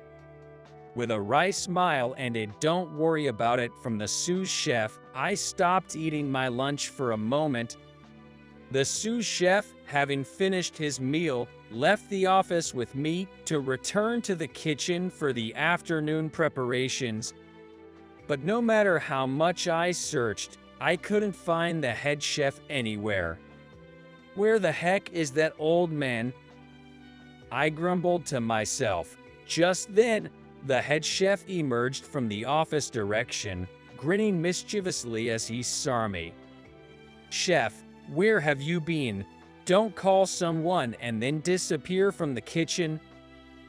My bad. I went to the office to grab something I forgot and found this awful stench. It was so bad I had to clean it up.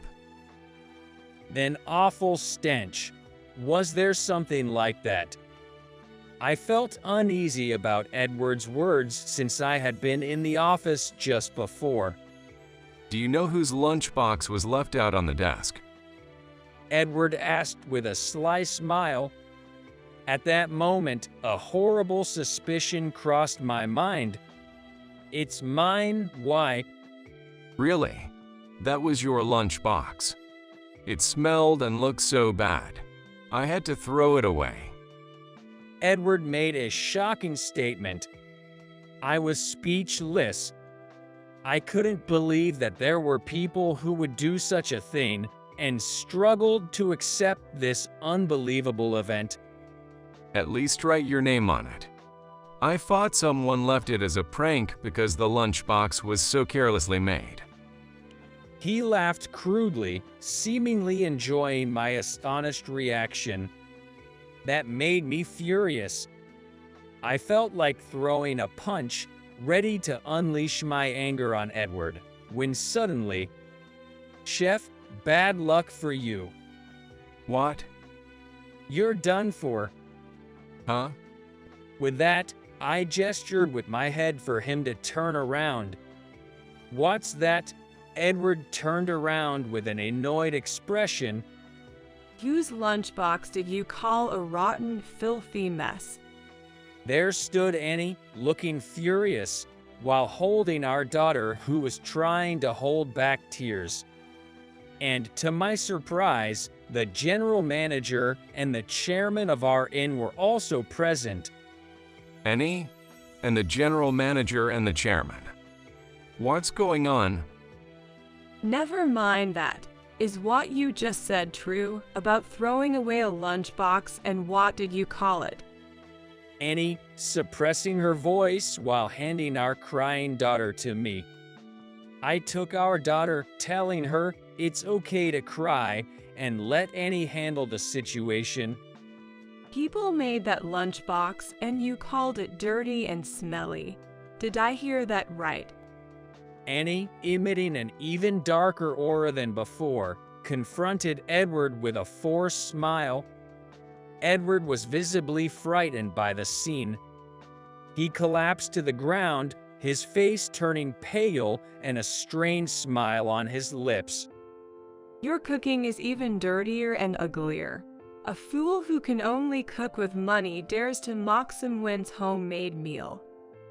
Intimidated by Annie's fierce words, Edward let out a small yelp of fear. Actually, Annie was known as quite the wild child in her younger days around town. When she gets angry, she tends to speak in a confrontational tone and has a habit of intimidating others.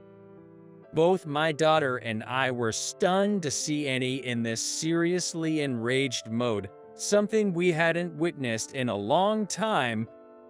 The chairman, accustomed to her ways, watched over, allowing Annie to handle it in her own way. You threw away my husband's lunchbox our daughter worked hard to make for me in the trash. How are you going to make amends for that? Annie, stop. This is a workplace. Don't go any further with this. Edward, frightened by Annie, turned his face away. As if to say she wouldn't let him escape, Annie grabbed his collar, but realizing it was getting out of hand, the chairman intervened. He took Annie's hand and made her let go of Edward's collar. Edward couldn't hide his surprise at the calm demeanor of both the chairman and the general manager. Confused and panicking, he bombarded the general manager with questions. Why are the general manager and Annie here? Do you two know each other? Know each other. The chairman is my grandfather. What? Edward exclaimed in shock, utterly dumbfounded. Well, that explains it. Watching the exchange with a wry smile, I remembered how surprised I was when I first heard the story during our dating days. Our daughter wanted to create summer vacation memories by eating delicious food at her grandfather's inn, so we planned to stay here today. We thought we'd stay over and also check out how John is doing at work, and say hello to everyone. It turned out to be the right decision. This way, Grandpa and the others got to see what's really happening inside the workplace, didn't they? Annie spoke nonchalantly with a bright smile. Hearing this, Edward's face showed a startled expression, and he slowly turned his gaze towards the general manager. It seems we don't need a chef like you in our hotel, Edward. The Phil said, his gaze sharp, speaking in a stern tone. I'm sorry, but you are dismissed as of today. Consider this the end of your contract. What? Please reconsider, General Manager. Why should I? You don't value your subordinates and dispose of others' belongings without a second thought. I see no need for such an insensitive person. But the cuisine of this inn is popular because of me. Without me, you can't maintain this popularity. Don't be ridiculous, I said, calming my teary daughter and holding her hand. We don't serve cuisine that will falter just because you're not here. We all take our roles as chefs seriously. You, who think cooking is just about appearances and looks, have no right to call yourself a chef. I left my daughter with Emily and walked towards Edward. I don't want someone like you, who has become complacent in their talent and has made no effort to claim the title of head chef of this inn. Please leave. Don't tarnish our precious workplace any further. My shout drew the attention of passing employees, and their eyes fixed on Edward. Word spread quickly, and a crowd began to gather. Realizing he was overwhelmingly seen as the villain, Edward, perhaps overwhelmed by being in such a situation, chose to flee. He fled from the inn as if running away, effectively resigning from his position at our workplace. Since that incident, he hasn't been able to come back to work, leading to his dismissal due to unexcused absences, and now he is unemployed. Now unemployed, he hasn't given up on being a chef, but it seems no place nearby is willing to hire him. Eventually, he decided to give up and leave the area. After that, the sous chef took over as head chef following Edward's departure. The hotel's cuisine became even more renowned than before, with the sous chef's efforts particularly appealing to women thanks to its delicious taste and visually appealing presentation. Soon, it became a hot topic in the neighborhood and was even featured in magazines. A few years passed, and this spring, I finally achieved my long-held dream of owning my own restaurant. We've finally made it come true. Yeah, it's all thanks to you guys. I'm excited for Dad's restaurant. Annie and our daughter visited the day before the opening to see the restaurant. And then, I never imagined John would become such a fine chef. We're in for a treat today, John. My parents, Annie's parents, and my grandfather were all there to celebrate. Surrounded by their blessings and support, I vowed to continue improving my skills. Being late on such a day. What were you thinking? On my wedding day, as I was heading to the venue, I had to rush a pregnant woman who wasn't feeling well to the hospital. As a result, I, one of the main figures of the event, ended up being late. As we were about to start the delayed ceremony, my Phil, furious and shouting, approached us. "I'm so sorry. There was a pregnant lady on the way who wasn't feeling well." Well, such a ridiculous lie. Even if it's true, you chose to prioritize some unknown woman over my daughter. You've brought shame upon us. He grabbed my arm, trying to drag me to the ceremony hall. The staff tried to stop him, but he shrugged them off. Dad, stop it. What are you doing? I knew it. This guy is a stupid. The wedding is off. Go around and apologize to each guest. When he appeared at the wedding venue where the attendees were seated and saw me being dragged along, everyone's eyes widened in surprise. Pushing me in front of his family's side, he yelled, "Kneel down and apologize now." It seemed like the situation wouldn't calm down unless I complied. Why has it come to this? Just as I was about to kneel, determined, and urgent news came in. Then his face turning pale, looked at me. You couldn't possibly. This was the very beginning of his downfall. My name is Michael Johnson, 33 years old.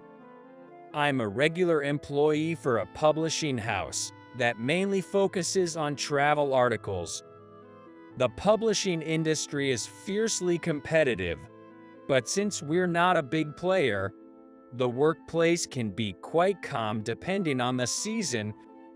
As for me, I'm just an ordinary guy, neither particularly skilled at my job nor exceptionally talented. Just an average person. I finished the document you asked for.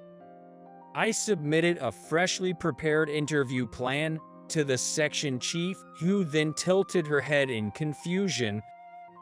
"Johnson, this interview, it's meant to be for people who run local shops, right?"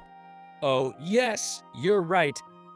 "What if you ask for recommended stores and they just mention their own?" I messed up, she's right. I shouldn't have picked from the usual interview content so carelessly. I'm sorry, I'll rewrite it. "Well, this is actually good. If you ask for one more shop besides their own, you might find some secret spots." Then she, holding back laughter, accepted my suggestion. It worked out in the end, but I need to be more careful. Seems like my colleagues overheard our conversation during break time. I unintentionally heard. I laughed at that recommended stores interview by Johnson. Me too. He always seems to miss something, doesn't he? I know, right? He's kind of spacey. He's like a little brother, makes you want to look out for him. Apparently, it wasn't meant as criticism. Just as I was feeling relieved, I was called by our manager, Parker. Did I do something wrong? I wondered apprehensively as I went to see him. When Parker saw me, he smiled and beckoned me over. "Johnson, I hear you helped expedite the document submission to our client. The team lead had some high praise for you." "Oh, it's nothing really. I talked to your team.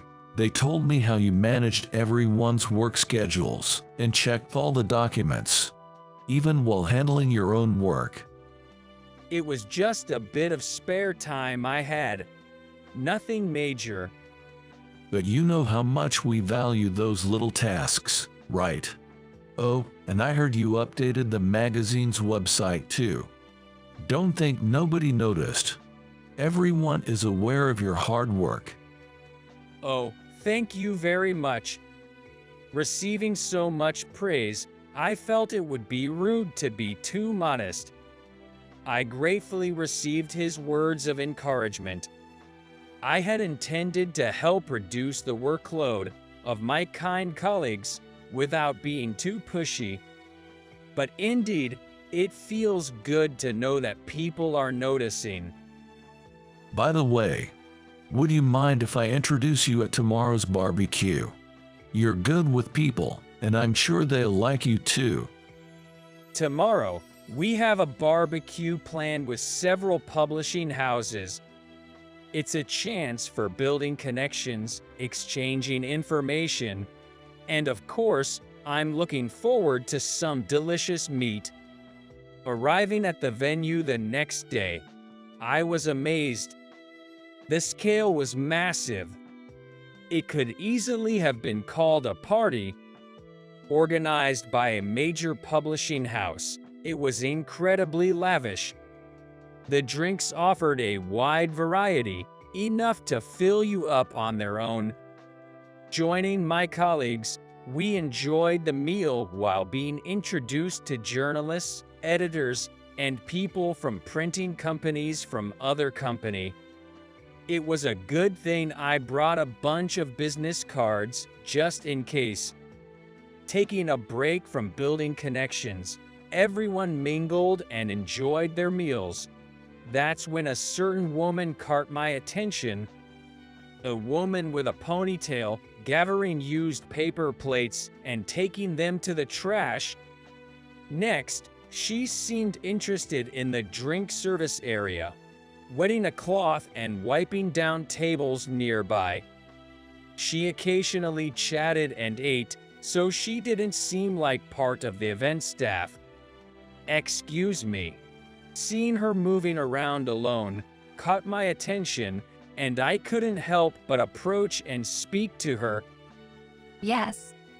I'm Johnson from Cherry Blossom Travel Publishing. Then she took out a business card from her pocket and handed it to me. Seeing this, I hurriedly pulled out my business card. Thank you for introducing yourself.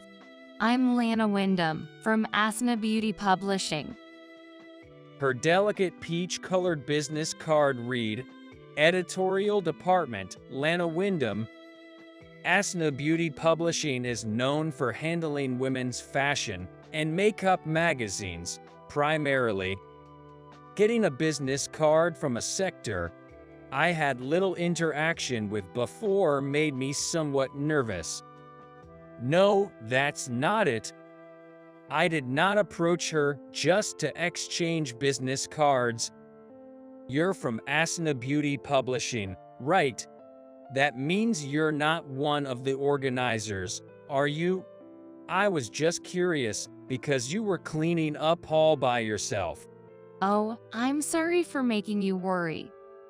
I just can't stand to see things messy and end up tidying up without thinking. She might be a neat freak or just well-raised. Even so, keeping up with the increasing mess in such a large venue must be tough. Still, it's impressive. It shows your consideration. You'd probably like to chat with others or take a break, right? I really respect people who can be considerate like this when no one else is looking. It's kind of you to say that, but I'm just doing it because I like to. I get that. I'm the type you can help but notice these things too. I've just had my fill and was thinking of getting a bit of movement. So, how about I help you out? Well, if you say so. We talked about our respective companies' specialty magazines, occasionally picking at meat and vegetables while cleaning up the venue. I had no expertise in women's specialty magazines, so her insights were very interesting. In turn, her father works in a travel agency, listened me intently. When the event wrapped up, we were invited to an after party. Wyndham and I, still having much to talk about, decided to join the after party together. It was at a pub, so the waitstaff cleared the dishes after we finished eating. Freed from cleaning duties, we laughed about it together. On the next workday, our little duo had become well known around the office. It seems my colleagues had spotted me talking amiably with a beautiful woman from another company. Was she an acquaintance of Johnson, or did he approach her at the venue? The office was abuzz with rumors and speculation. And as soon as I arrived at work, I was bombarded with questions from the curious female employees. It's not like that. I just wanted to talk. You mean you fell in love at first sight? Not like that. She was just tidying up the venue out of kindness, and I couldn't help but offer to assist. I see. That's so typical of you. Helping out without even realizing it's like flirting. So, what's the deal with her now? What do you mean by deal? After the after party, she and I, having hit it off, exchanged personal contact information. She sent me a message, "Thank you for today," and I just replied, "Me too, you're welcome." That's it. I can't believe it. She reached out to you. You should keep the conversation going. But it was just a professional interaction. Really? Are you okay with that? What else can I do?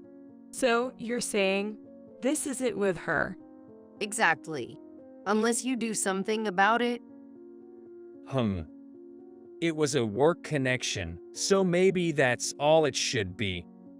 But maybe I want to keep in touch with her. On my way home from work, I sent a message to her personal contact. I asked, "Can we talk again sometime?"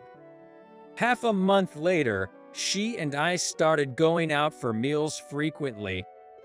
We shared updates about our lives and discovered we both enjoyed watching movies. Realizing we hadn't seen a particular movie everyone was talking about, I boldly suggested, "How about we watch it together on our next day off?" When I shared this with my colleagues at work, the female employees praised me. After several dates, we gradually became what you could call a couple. A year later, I began calling her Lana, and she started calling me Michael. I proposed 2 years after we first met. It was at a restaurant near the venue where we had that barbecue. Lana and I had grown to trust each other completely and wanted to live our lives together. A month after the proposal, I was set to visit Lana's family home for the first time. I had been to her apartment several times, but never to her family home. Led by Lana, as we got out of the taxi, I couldn't believe my eyes. Before us was a mansion that looked like a castle.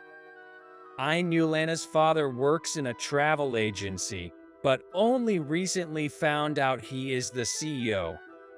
Apprehensive, yet trying not to look intimidated, I walked into the house, where a housekeeper led us to the drawing room. There, I introduced myself as I handed over my business card to her parents. "I'm in a relationship with Lana. My name is Michael Johnson." Lana's father frowned as he looked at my card. Cherry Blossom Travel Publishing. Isn't that one of our subcontractors? Excuse me, I wondered if our main contractor had a travel agency. Maybe it was just something a regular employee like me wasn't aware of. I received Lena's father's business card, puzzled. Emerald Travel Agency. That's right. We've given you quite a bit of business, haven't we? We do have relationships with various travel agencies where we create plans based on their suggestions, feature them in our magazines, and promote the agencies within those pages. It's more of a cooperative company, a business partner relationship. It's different from being a subcontractor. I never imagined Lana's partner would be an employee of a subcontractor company. He seemed to be under the misconception that we were subcontractors. As the CEO, he might not be aware of the specific contracts with each company. I wanted to clear up the misunderstanding, but I thought it was not the right time to talk about work. So I just gave a wry smile. He then said to me, I can't possibly approve of a marriage with an employee of a subcontractor. How can this be? Dad, what are you saying? It's my choice who I marry, right? Michael is a good person. Deciding based on the company is just. No, it's not acceptable. Besides, his company is a useless company that doesn't even affect our performance. The reputation of the Wyndham family and Emerald Travel Agency is at stake. That's not true. Last year, our travel magazine achieved the highest sales nationwide, and we have been favored by other travel agencies as well. I could tolerate any personal criticism, but I couldn't stay silent when our company was belittled. Everyone is kind and dedicated at work. When we achieved the top sales, we all congratulated each other and celebrated. It felt like a denial of everyone's efforts, and I couldn't help but speak up. Lana's father's expression soured even more at my rebuttal. So what? You shouldn't be talking big as a subcontractor. Basically, our companies are business partners, not just. Still talking back, are you? He stood up, ignoring his wife's attempts to calm him, and yelled, Get out now. Your presence is unpleasant. Realizing a sensible conversation was no longer possible, I decided to leave. That night, Lana apologized to me. My dad has always been prideful. Ever since I was young, he's been telling me to marry someone of high status. I couldn't understand it, and I thought he would eventually calm down if I left him alone. But I never expected him to be so harsh. I'm really sorry. It's not your fault, Lana. It was supposed to be a marriage announcement, but I also said unnecessary things. Anyone would be hurt if something important to them was spoken about like that. You did nothing wrong. Michael, I'll try to persuade my father. Just give me some time. Yay, thank you. Separate from the temporary hold on our wedding plans, a new problem emerged. Documents from Emerald Travel Agency weren't arriving. Despite reminders, their responses were non-committal, and they even started negotiating for a price increase. Even though their own inefficiencies were causing delays, they insisted that any late fees be our responsibility, leaving our accounting department scrambling to respond. Their sudden unreasonable behavior was surely because of me. I explained the situation to Parker. At first, he said, "That can't be. One person's displeasure can cause such an issue." but gradually, we received instructions to keep me out of the loop of the dealings, and I began to feel responsible. If Lana's father was spreading bad rumors about our company to other travel agencies and business partners, I was fearful of how far this harassment could spread. I couldn't let this company be put in jeopardy because of me. I decided to talk to Parker about it. I wondered if it would be better for the company if I were gone. To my surprise, he got unusually angry. How can you say such thing? This is all that childish CEO's fault, not you. You've done nothing wrong. So don't talk like that. It's the responsibility of the higher-ups to handle these situations. Don't worry about anything, and keep up your good relationship with your fiancé. Thank you very much. Now, you have a meeting with Link Tours today, right? Switch gears and go handle that. Yes, I'll do that. I'm a bit nervous though. My colleague said if this contract goes through, it could mean a profit of about $1 billion. That's why we entrusted it to you. You're that valuable to us. Have confidence in yourself. Yes, sir. I'm truly blessed with wonderful people around me. Not just Parker, but everyone at work has been supportive, not blaming me but expressing their concern. That's why I was so upset when our company was belittled. That day, I received a call from Lana. She had repeatedly persuaded her mother and somehow managed to get our marriage approved by force. Lana sounded exhausted over the phone. It must have been quite a struggle. I apologized and expressed my gratitude. I knew we weren't warmly welcomed, but I reminded myself that this was a matter between two of us. Finally, the wedding day arrived. The ceremony was scheduled for 12 p.m., and the bride and groom were to meet at the venue at 9 a.m. I texted Lana that I was leaving my house and headed to the station. Somehow, we made it to this day. Lana's family, the Wyndham family's guests, were incredibly numerous, befitting the daughter of a CEO. It feels like just yesterday when I saw Lana's face, laughing and saying, "We even narrowed it down about the guest list." The preparation truly flew by. Lana's mother was incredibly helpful, contacting family members and taking care of so many details. I don't know what we would have done without her. My colleagues at work were also constantly supportive. When I handed out the wedding invitations, they were as happy as if it was their own celebration. Reflecting on these days, I realized I could catch an earlier train than planned and was just about to reach the station when I saw a pregnant woman suddenly crouch down in front of me. "Hey, are you okay?" When I approached her, she was sweating on her forehead and seemed in pain.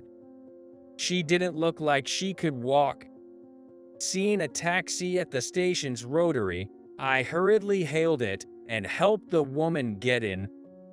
Despite her pain, she managed to hand me her hospital registration card. I told the driver the hospital's name and continued to hold her hand, offering encouragement.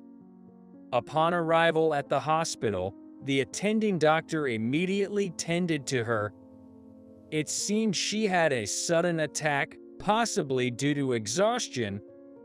The doctor advised her to rest, and her complexion had somewhat improved. She would be staying in the hospital for observation, just to be safe. Thank you so much for bringing me here. I don't know what would have happened if you hadn't been there. No, I'm just glad you're safe. May I have your name, please? I'd like to properly thank you later. I thought it wasn't a big deal, but I couldn't dismiss her request, so I handed her my business card and left the hospital. By that time, it was past 12:30 p.m. I had missed calls and worried messages from Lana on my phone. Jumping into a taxi, I called her and explained what had happened. Lana, sounding almost tearful, must have been really worried. She was relieved that both I and the pregnant woman were safe.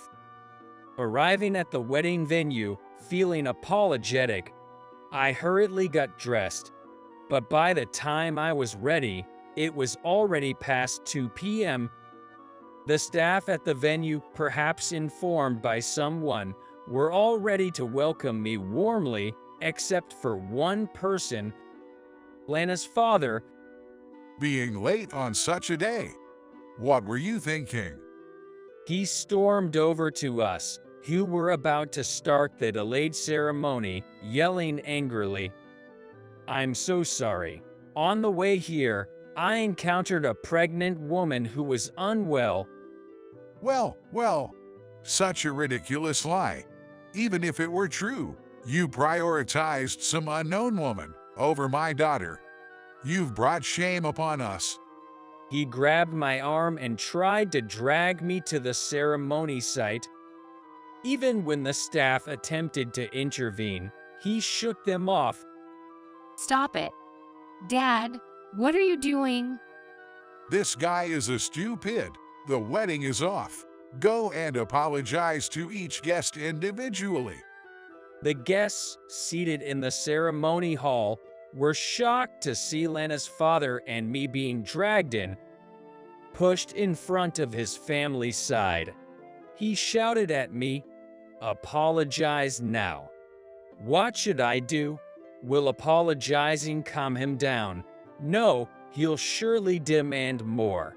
But if I don't comply, the situation won't settle. My best day turning into the worst. Finally, with no other option, I managed to squeeze out a feeble voice. I'm very sorry for what happened. Just as I was about to reluctantly utter my apologies, someone intervened. Johnson, you don't need to do that. Stop it. It was Parker. He stood next to me, pulling me to my feet. What is the meaning of this? Please stop this unnecessary insult. He is the main character today. You're his boss, aren't you? Acting all high and mighty for a subcontractor. Our company is a business partner of yours, not a subcontractor. And even if we were, this kind of attitude is unwarranted. You better watch your mouth. With just a little pressure from our company, yours could. Lana's father stepped forward, the situation becoming tense. And at that moment, suddenly, a young man appeared next to Lana's father. President. He seemed hurried, whispering something urgently into his ear. The person who stepped in amidst this situation must be some kind of secretary. What? Hearing the news, his face paled. Don't say such foolish things. That can't be. I just received the notification myself. Please, look at this. He intently examined the phone screen shown by the secretary. Link Tours has a major contract with Cherry Blossom Travel Publishing. His words echoed throughout the venue, perhaps spoken without thought. Parker and I exchanged glances. Link Tours is now the leading travel company in the industry, offering a diverse range of plans both domestically and internationally. It seems like there won't be any problem, even if the deal with Emerald Travel Company gets canceled. Parker said that, then made a phone call to the company, presumably for confirmation. After a while, he hung up, looked at me, and smiled. Johnson, you helped a pregnant woman on your way here, didn't you? Yes. That lady is apparently the president's daughter of Link Tours. What? Apparently, the president of Link Tours personally thanked our company earlier, and he knew your name from your sales efforts. They were about to finalize a contract with us, and your act of helping his daughter solidified his decision to work with us. That's leaving me in astonishment. Parker confronts Lena's father. That's how it is. I'd appreciate it if you refrained from any further harassment towards him. Is that so? Your subordinates won't be able to get married at this rate. I don't think that's related. No, I won't tolerate a company employee like this being involved with my family. Enough of this, Dad. Lana, dressed in a wedding gown, stands in front of him.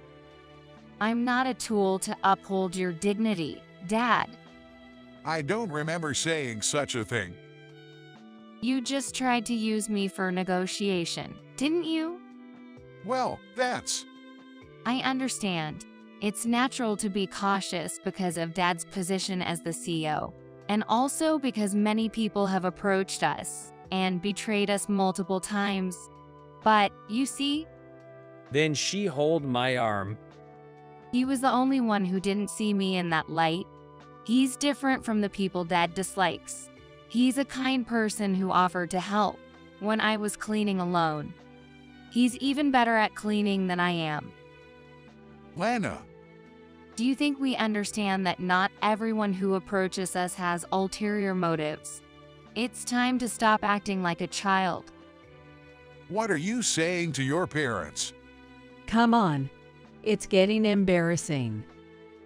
Lana's mother gave a sharp look. Seemingly unable to bear it any longer, she left the venue. Afterward, Lana and I apologized to everyone for causing trouble and had a redo of the wedding ceremony. While the logistics were chaotic, I believe it was a good ceremony that allowed us to reaffirm our bonds with people.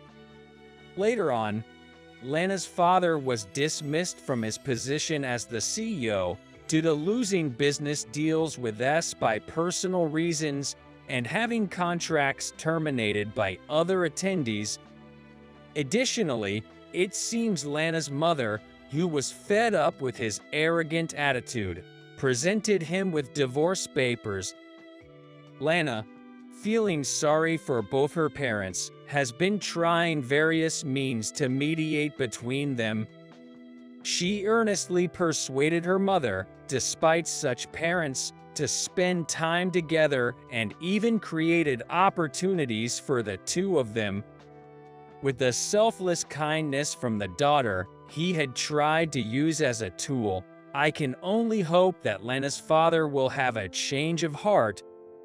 Furthermore, later on, Smith, the president's daughter of Link Tours, came to express her gratitude with her newborn baby. The newborn baby was so adorable that it made me dream of having one someday. And then, after successfully achieving a major contract with Link Tours, I was promoted to department manager. I consulted Parker about my anxiety about gradually taking on the job of managing people. That's right. It's good to have those concerns. It's much better than baselessly believing you can do it yourself. Failure is natural. So it's important to have an attitude of learning what to do and what not to do. I see. Thank you very much. What's that? No need to be formal. You even protected me on my wedding day. I've been in your care for a long time. You're my role model. I'm glad to hear that. So, become the kind of boss who can receive such compliments, all right? Yes, I often hear people say Johnson is a good guy, but I don't have that intention myself. I acquired unselfish kindness by watching Parker. Just like I admired him, someday I want to become such a person. And if that person becomes someone admired by someone else again, wouldn't the world become a very kind place? It's not such a grand dream, but I hope that at least the people I'm connected to can feel that way. My name is Dave Smith. I'm a 28-year-old company employee. I work for a construction-related company. I joined my current company right after graduating from high school, so my career has already been 10 years. However, perhaps because I've been so engrossed in my work, these 10 years have passed in the blink of an eye. I love my job because I have a dream that I want to fulfill through my work. My dream is to become a top-notch architect and to build a house for my own family. I love my family as much as my job, maybe more than that. My parents, younger brother, and sister, our family of 5, have always supported each other through thick and thin. That's why I've always wanted to build a dream home where they can live comfortably and relax. My childhood home was, to put it bluntly, very poor. The 5 of us lived in a small and run-down apartment, squeezing ourselves into a 2-bedroom layout. Because of such living conditions, I never had my own room even as I grew older, and I was never given my own desk. In that house, you could always see someone else no matter where you looked. That's how I grew up. Moreover, the poverty was quite severe. We never had our water supply cut off, but there were times when the electricity was cut due to unpaid bills, and even the gas supply would frequently stop. Not being able to use hot water for a shower in the dead of winter was, looking back, hellish. Despite all this, our home was always filled with laughter. Both my parents believed that if you're poor, you should still try to live happily, and they made even the smallest meals a source of joy. So, I never resented my family for our poverty. On the contrary, I'm grateful to my parents, who raised us in such circumstances. The reason our family was poor was primarily because my dad had a pre-existing health condition, which made it difficult for him to work long hours. Due to his chronic illness, he often struggled to work throughout the day and repeatedly had to quit his jobs due to illness. As a result, he couldn't secure a stable job. So, my mom worked instead. She was the opposite of my father, having a healthy and robust body, and she believed if someone can work, they should. There's no reason why only fathers should work. She was the kind of person who could openly declare that she would work and earn a living in place of my dad. However, our family consisted of 3 children, with me being the oldest. My mom always seemed to be juggling childcare, household chores, and work, playing multiple roles from morning till night. Moreover, my mom frequently had to care for my dad due to his illness, so she couldn't become a regular employee. She couldn't predict when my dad would fall ill, and her work schedule had to be flexible to accommodate his health. Furthermore, my dad's medical expenses were shockingly high. Because of all this, we never had enough money at home. Nevertheless, my mom never complained and, in fact, encouraged our family while working 3 part-time jobs to support the household and take care of my dad. So, we've always felt that we could never repay our mom enough. Thanks to her, I never felt any resentment towards my family, even though we were poor and my dad was often ill. However, I often thought that if we had a slightly larger house, if we had just one more room where Dad could rest comfortably, he would probably be able to recover more easily. After all, right now, he's sleeping on a mattress next to where everyone eats, so he can sleep peacefully.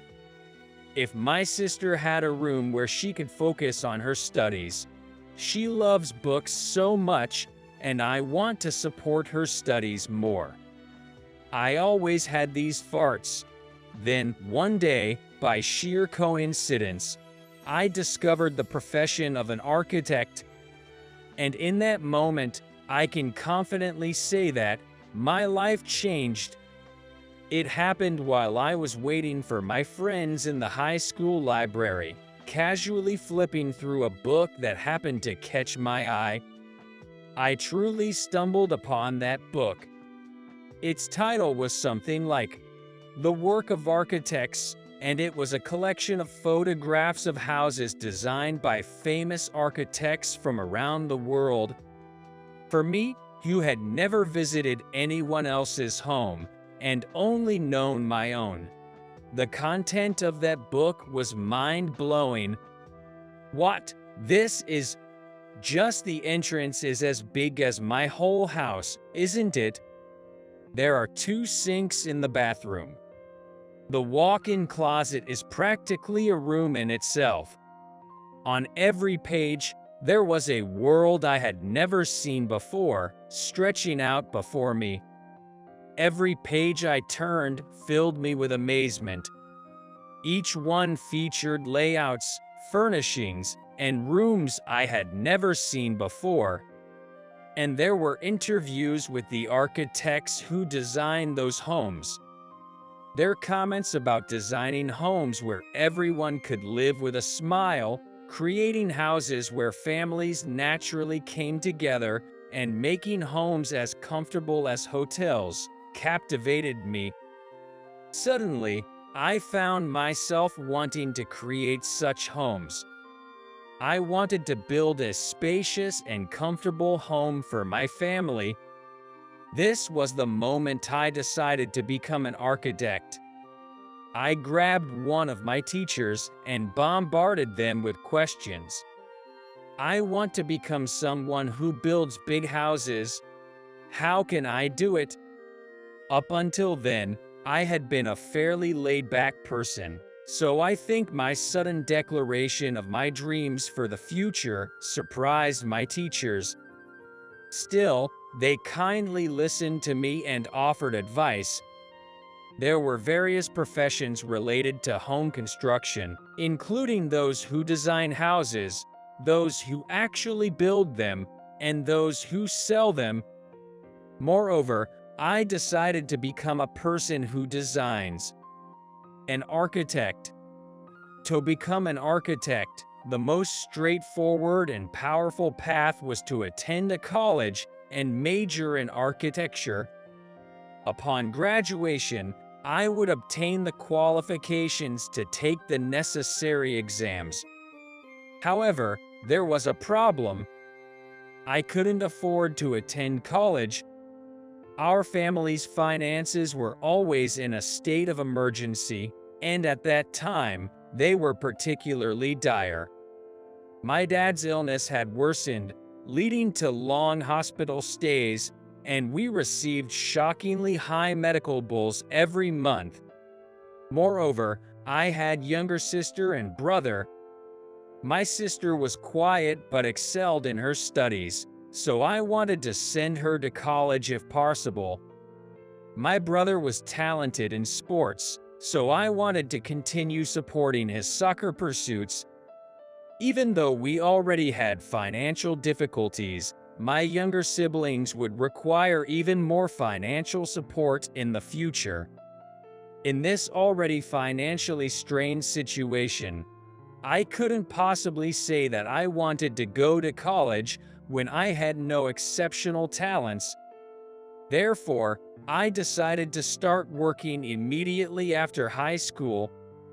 However, my mom seemed to have noticed my interest in architecture, even though I secretly read architecture magazines. Dave, don't you really want to go to college? What? You know, I can still take on more part-time jobs. And you can also borrow a scholarship. If you want to go to college, you can. She said that to me, but I shook my head at my mom's words. It's okay. I can achieve my dream even while working. Afterward, my mom encouraged me to go to college several times, but I firmly declined the idea of going to college. The company I joined was a mid-sized general contractor. Originally, they didn't hire high school graduates as new employees, but my high school teacher, who knew about my dream, went out of their way to visit the company and asked them to hire me. You have found a dream you want to pursue? It's no big deal to go and ask for it. The teacher said, smiling, and then added with a serious expression, You can become an architect without going to college. Work at this company for at least 10 years. Gain practical experience, and you'll qualify for the licensing exam. In the meantime, study harder about construction and architecture than anyone else. You can do it, so give it your all. Even though the teacher wasn't my homeroom teacher, they encouraged me like that. They might have known about my family situation and felt sympathy, but I believed in their words and vowed to work hard to build my dream home someday. I was initially assigned to work on site, which is often referred to as the construction site in our industry. At the company's entrance ceremony, my fellow college graduated employees were all assigned to work at the headquarters. I, a high school graduate, was the only one sent to the construction site. I thought that once I started working at the company, I would wear a suit, use a computer, and do office work. But my expectations were immediately shattered. Instead of a suit, I wore work clothes, and I had to carry heavy materials, perform security duties, and even run errands for my bosses. It was a completely different job from what I had imagined. Every day, I would finish work drenched in sweat, and my work clothes would be covered in dirt. Riding the commuter train among people in suits while looking like that was tough. Even for someone like me, you didn't pay much attention to details. Furthermore, since I didn't know much, I was scolded by my bosses frequently, and there were countless times when I had to grit my teeth and hold back tears. Hey Dave, what are you doing? You'll ruin it if you put the materials there. Use your head a bit. Dave, move all these iron pipes over there. You'll skip lunch until you're done. Even though they said unreasonable things, I worked desperately and endured it. I could persevere because I had my family waiting for me at home. I worked hard, with the sole goal of someday giving my family a big house as a present. As time passed, my attitude seemed to be recognized, and my bosses started teaching me the tricks of the trade. It seemed that the fact that I was working for my family had also become known. Hey Dave, it's payday today, so you can leave early. Take your paycheck to your family quickly. Thank you. Dave, there's a boxed lunch as a treat today. Any leftovers are yours. Eat it yourself or take it home. Do as you like. Really, thank you very much. They started showing consideration for me like that. Even though my family was still struggling despite my earnings, my dad's condition had stabilized a bit. My sister was able to aim for college, and my younger brother became a high school student. Despite being pushed hard every day at work on the construction site, I was able to persevere because I had great bosses, a beloved family, and a dream. After spending 3 years on the construction site, building a solid foundation, I was transferred to the company's headquarters. My bosses on the construction site were genuinely happy about my transfer. Even if you have an office job wearing a suit, don't forget what you've learned here. Architecture can't exist without a job like we do. Remember that our work on site is essential for design and sales. Understood. Thank you so much. I was then assigned to the sales department, but on the first day, I felt like I was in a completely different world. I had no idea about so many things, from answering phones to greeting people, especially struggling with the use of polite language. Even though I used polite language with my bosses, I had been getting by with a simple yup for the most part. However, in a job where I had to wear a suit, no one said yup. I was completely bewildered by the sudden shift from manual labor to mostly sitting at a computer job. Moreover, everyone around me was a college graduate, and it seemed like they would never do field work in their lives. Some of my colleagues already held qualified architect licenses, and I didn't even have the qualifications to take the exam yet. I couldn't help but feel a sense of frustration. If only I had been able to go to college. Despite the inevitability of the situation, I sometimes felt a sense of injustice about the detour I had to take, and I couldn't help but envy my college-educated colleagues. Still, driven by the determination to achieve my dream, I clenched my teeth and persevered. One day, as I was leaving home to go to work, I found a letter in the mailbox. I usually didn't pay much attention to mail, but this one was sticking out about halfway, so I picked it up out of curiosity. It was an anonymous letter. Feeling suspicious, I opened the letter, and it contained a mysterious message. Dave Smith, your dream is drawing near. I read the letter multiple times, trying to understand its meaning.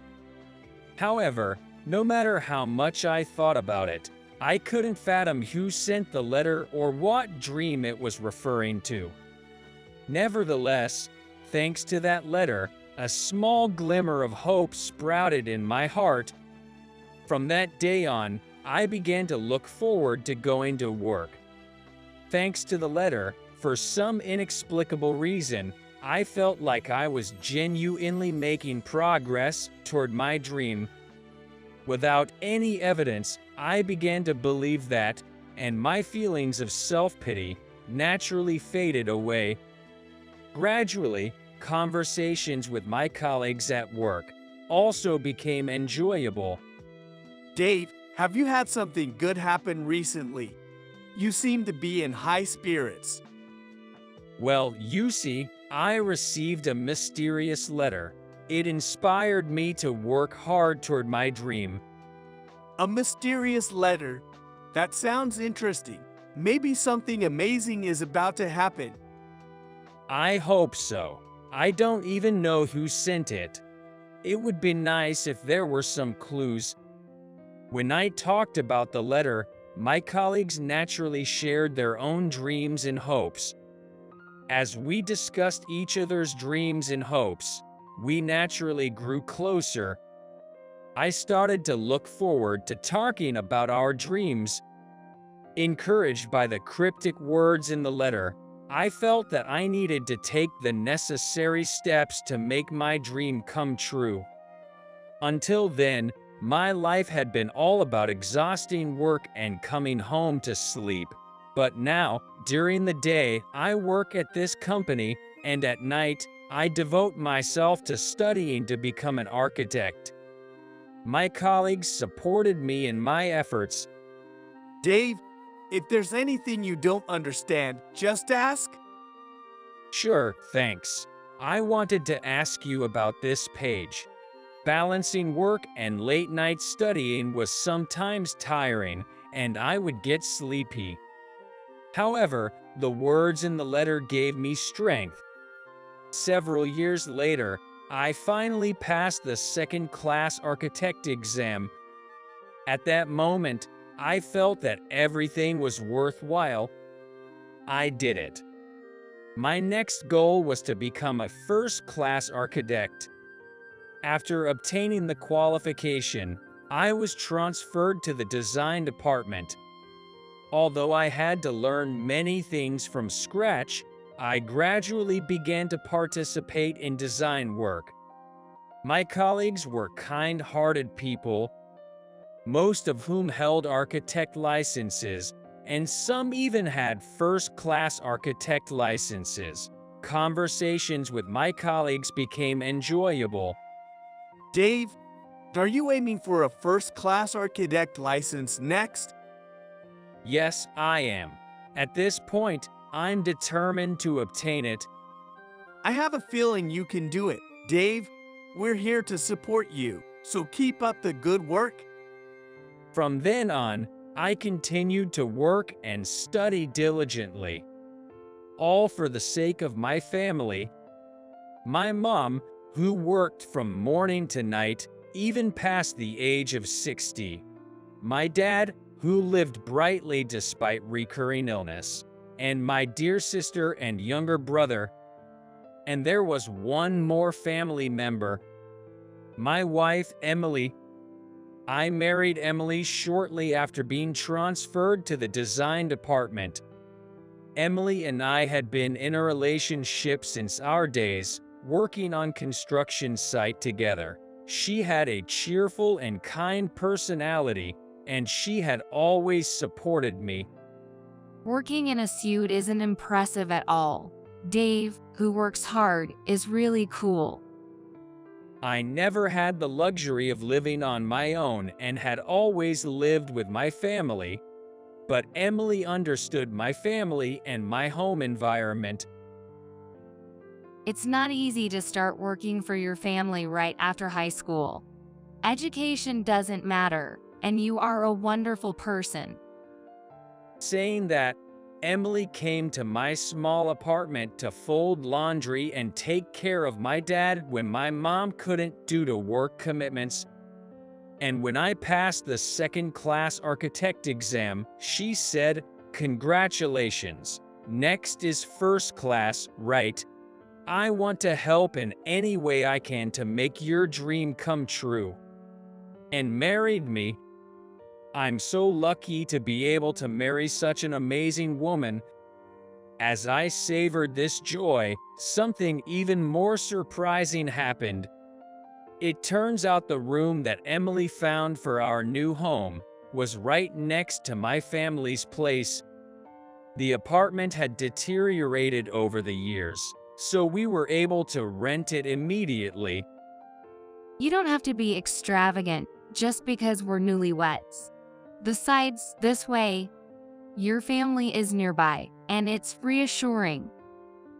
Emily quickly became close to my family, and my younger sister and brother were very fond of her, treating her like a real sister.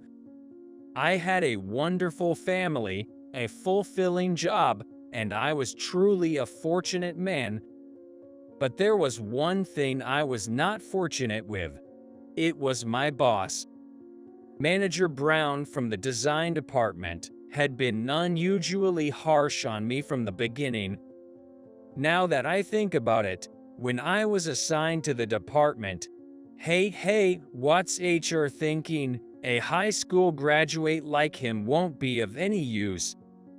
Brown, with a belief that educational background was everything, appeared to truly look down on me for being a high school graduate. One day, he was visibly frustrated due to some issue that didn't go his way.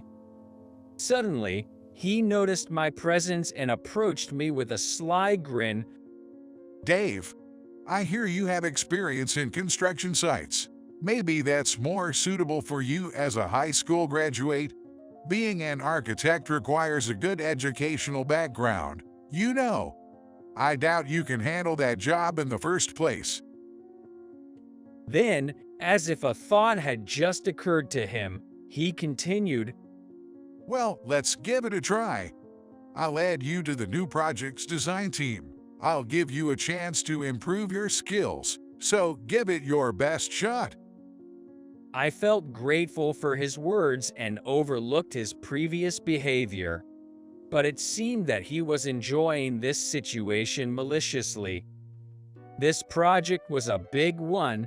Even Brown himself was involved, and it was like staking the company's future on it. Finally, being part of the project filled me with excitement, and I hurried home to report to Emily. I finally earned their recognition as a capable individual. Emily was genuinely happy for me, responding, Congratulations. Do your best. However, my joy was about to be brutally shattered. The tasks assigned to me in this team were nothing but menial jobs. I had to copy documents for meetings, arrange tea and lunch, and even coordinate transportation. I had believed that I was taking a step towards a new path, but it seemed that Brown had no such intention. During meetings where representatives from other companies were also present, Brown would deliberately point out my mistakes, verbally abuse me, and narrow his eyes while laughing. I had to swallow my pride and hold back tears on multiple occasions. Hey, Dave, there's a missing page in this document. Can a high school graduate even make proper copies? Who wants to eat fried food during a meeting? Think about the attendees' preferences. Even a high school graduate has a brain, right? The materials Brown had given me beforehand were missing a page from the start, and it was Chief Brown himself who had instructed me to order the special fried food lunch. But I knew that if I pointed even more, so I had no choice but to keep the truth to myself and swallow my frustration. But there was one person who listened to my grievances. That person was my wife, Emily. Emily had a nurturing aura about her, and every night I would share the events of my day at work with her. Dave, you sound just like an elementary school student. She would say, chuckling. However, she always listened attentively to my stories. Perhaps I was drawn to Emily's motherly qualities. During my own childhood, my mom was often absent due to work, leaving me with no one to talk to about my daily experiences. So, I may have been seeking comfort in Emily's presence. That manager, he asked for a lunch with lots of fried items to boost his energy. But when I opened the lunch box in front of everyone, he completely dismissed the lunch I ordered. That's really mean. But I'm sure he's just jealous of your talent. Keep working hard, and you'll show him. Her words gave me the motivation to persevere. However, his harassment only intensified as time went on. Then, one day, a major incident occurred. It was the day of a crucial project meeting at our company. Representatives from other companies participating in the project were gathering, making it a hectic morning. I was still in my role as an errand boy, busy setting up the meeting room, preparing documents, and handling various small tasks. Despite the already busy schedule, Brown suddenly decided to change some of the documents at the last minute, creating even more chaos. After finally finishing the preparations and waiting for the team members to arrive, I noticed something unusual. The paper bag I had brought with me had mysteriously disappeared. I distinctly remembered bringing it and placing it on my desk that morning. I searched the area around my desk and checked my colleagues' desks, but it was nowhere to be found. Moreover, the bag contained something precious, and I had no reason to leave it on the floor or put it on someone else's desk. I turned to a nearby colleague and asked, "Hey, have you seen the paper bag I had on my desk?" Yeah, I think I saw Brown take it earlier. What? Brown? Why would he do that? I'm not sure, but I saw him rummaging through the bag. Then he just took it with him. I had a bad feeling about this. I rushed to find Brown and asked him about the paper bag. "Manager, I need to ask you about something." He replied with words I could have never predicted. Oh, that paper bag. I saw that you held it carefully against your chest with both hands, so I thought I'd check its contents as your superior. Even though he was my superior, I couldn't believe he had the right to touch someone else's belongings without permission. So, I saw this really dull-colored thing that looked like trash. When I took it out, it turned out to be a hand-knit sweater. Yay, what I had brought that day was a sweater that my wife, Emily, had knitted. But you see, it was so poorly made and looked ugly, so I threw it away. Sorry. When I heard that, I was left in shock. Emily had spent a whole year knitting that masterpiece. I couldn't help but mutter, "You're in big trouble now." What? At that moment, someone walked into the room. Hey, there was this paper bag thrown in the outside trash, and I wonder what this is all about. Carrying the paper bag I had brought, the person said so with a stern expression. "Oh, President." That's right. The person who had entered was Mr. Bloom, the president of our company. The president continued to inquire in a stern tone, Who in the world threw away this paper bag? It seemed that there was some connection between that paper bag and him, and Brown also seemed to have noticed. Brown stumbled over his words for a moment. But since everyone in the room had witnessed the exchange between me and him, he couldn't really claim ignorance.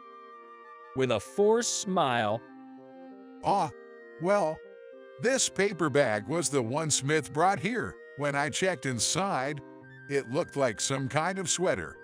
But the stitches were all messed up and it was ugly. So I went ahead and threw it away. Seeing Brown, who was grinning and explaining like that, the president's expression became even more severe. So, in other words, you threw someone else's belongings away without even informing. Well, you see, it was for the sake of the company. For the sake of the company. Yes, you see, wearing such an ugly and tasteless sweater at the company would undermine our company's dignity. Then, the president said with a stern tone, I apologize for having a bad taste. With a puzzled expression, Brown looked up at the president, who was staring at him intensely. This is a sweater that my niece knitted for me. I don't think it's your place to criticize it. Your niece? But why did Smith have it? I looked straight at Brown and said, because she's my wife. What? The truth is, Emily is the daughter of the president's younger brother.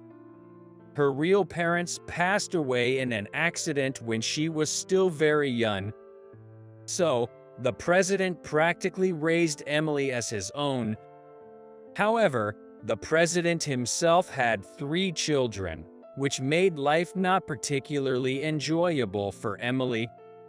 Despite the wealth, Emily had a tough time growing up, always feeling like she had to be careful and not overstep.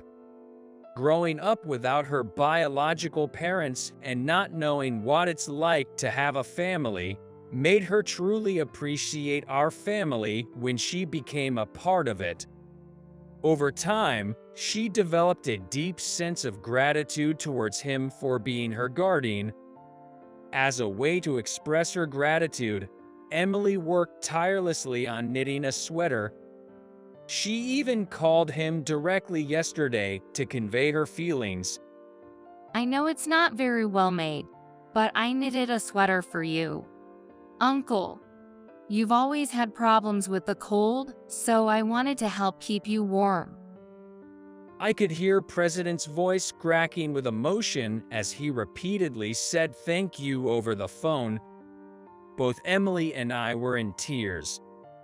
However, against all odds, that sweater ended up being discarded by Brown. The president's voice was filled with utmost anger as he continued. I'm not angry because it's a gift from my niece. I'm upset because there's someone in this company who would do something as despicable as throwing away someone else's belongings. In other words, you can understand what I mean, right? What do you mean? The president turned away from Brown without saying anything and faced me. I thought I had been keeping an eye on you, but I see that you've been treated terribly. I'm sorry for not noticing until now. I tried to stop the president from apologizing suddenly. No, please don't apologize. I have my own way of dealing with this, and I want to show Manager Brown that I can handle it. The president seemed momentarily surprised, but he must have heard from Emily that I was aiming to become a first-class architect. He smiled right away. You're right. I've heard good things about you from the site supervisor, and I believe in you. The president placed his hand on my shoulder and said it with conviction. Then, he turned back to Brown and delivered a stern message. I underestimated you. I'll decide on the future in the next few days. Brown was still in a daze. Yes. In the end, during the project meeting that day, Brown remained in a dazed state throughout. No matter what question he was asked, he could only respond with, "What? Oh, ah." His responses only served to frustrate his interlocutors.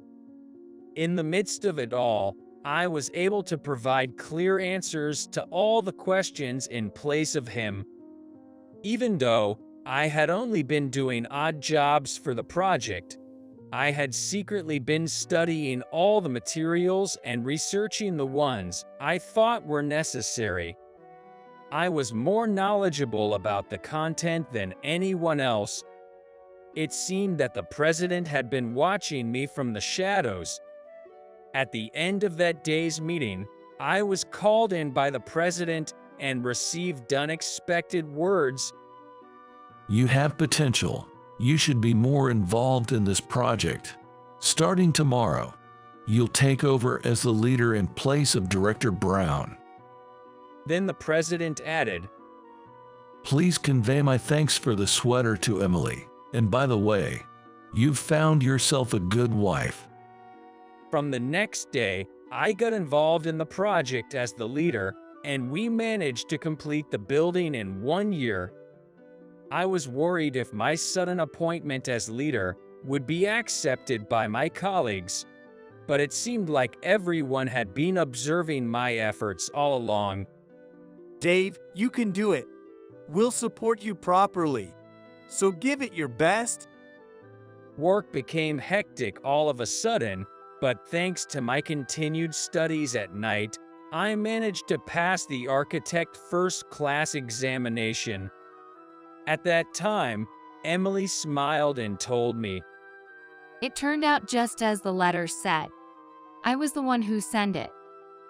Shortly after that incident, Brown was transferred to the site where I was working. However, Brown, who had never worked in anything other than a suit, apparently couldn't adapt. He resigned, and nobody knew what happened to him afterward. Finally, with a little more free time on my hands, I'm working towards realizing my dream. It's a building home for my family. Once the house is completed, we can start a new life in a new place.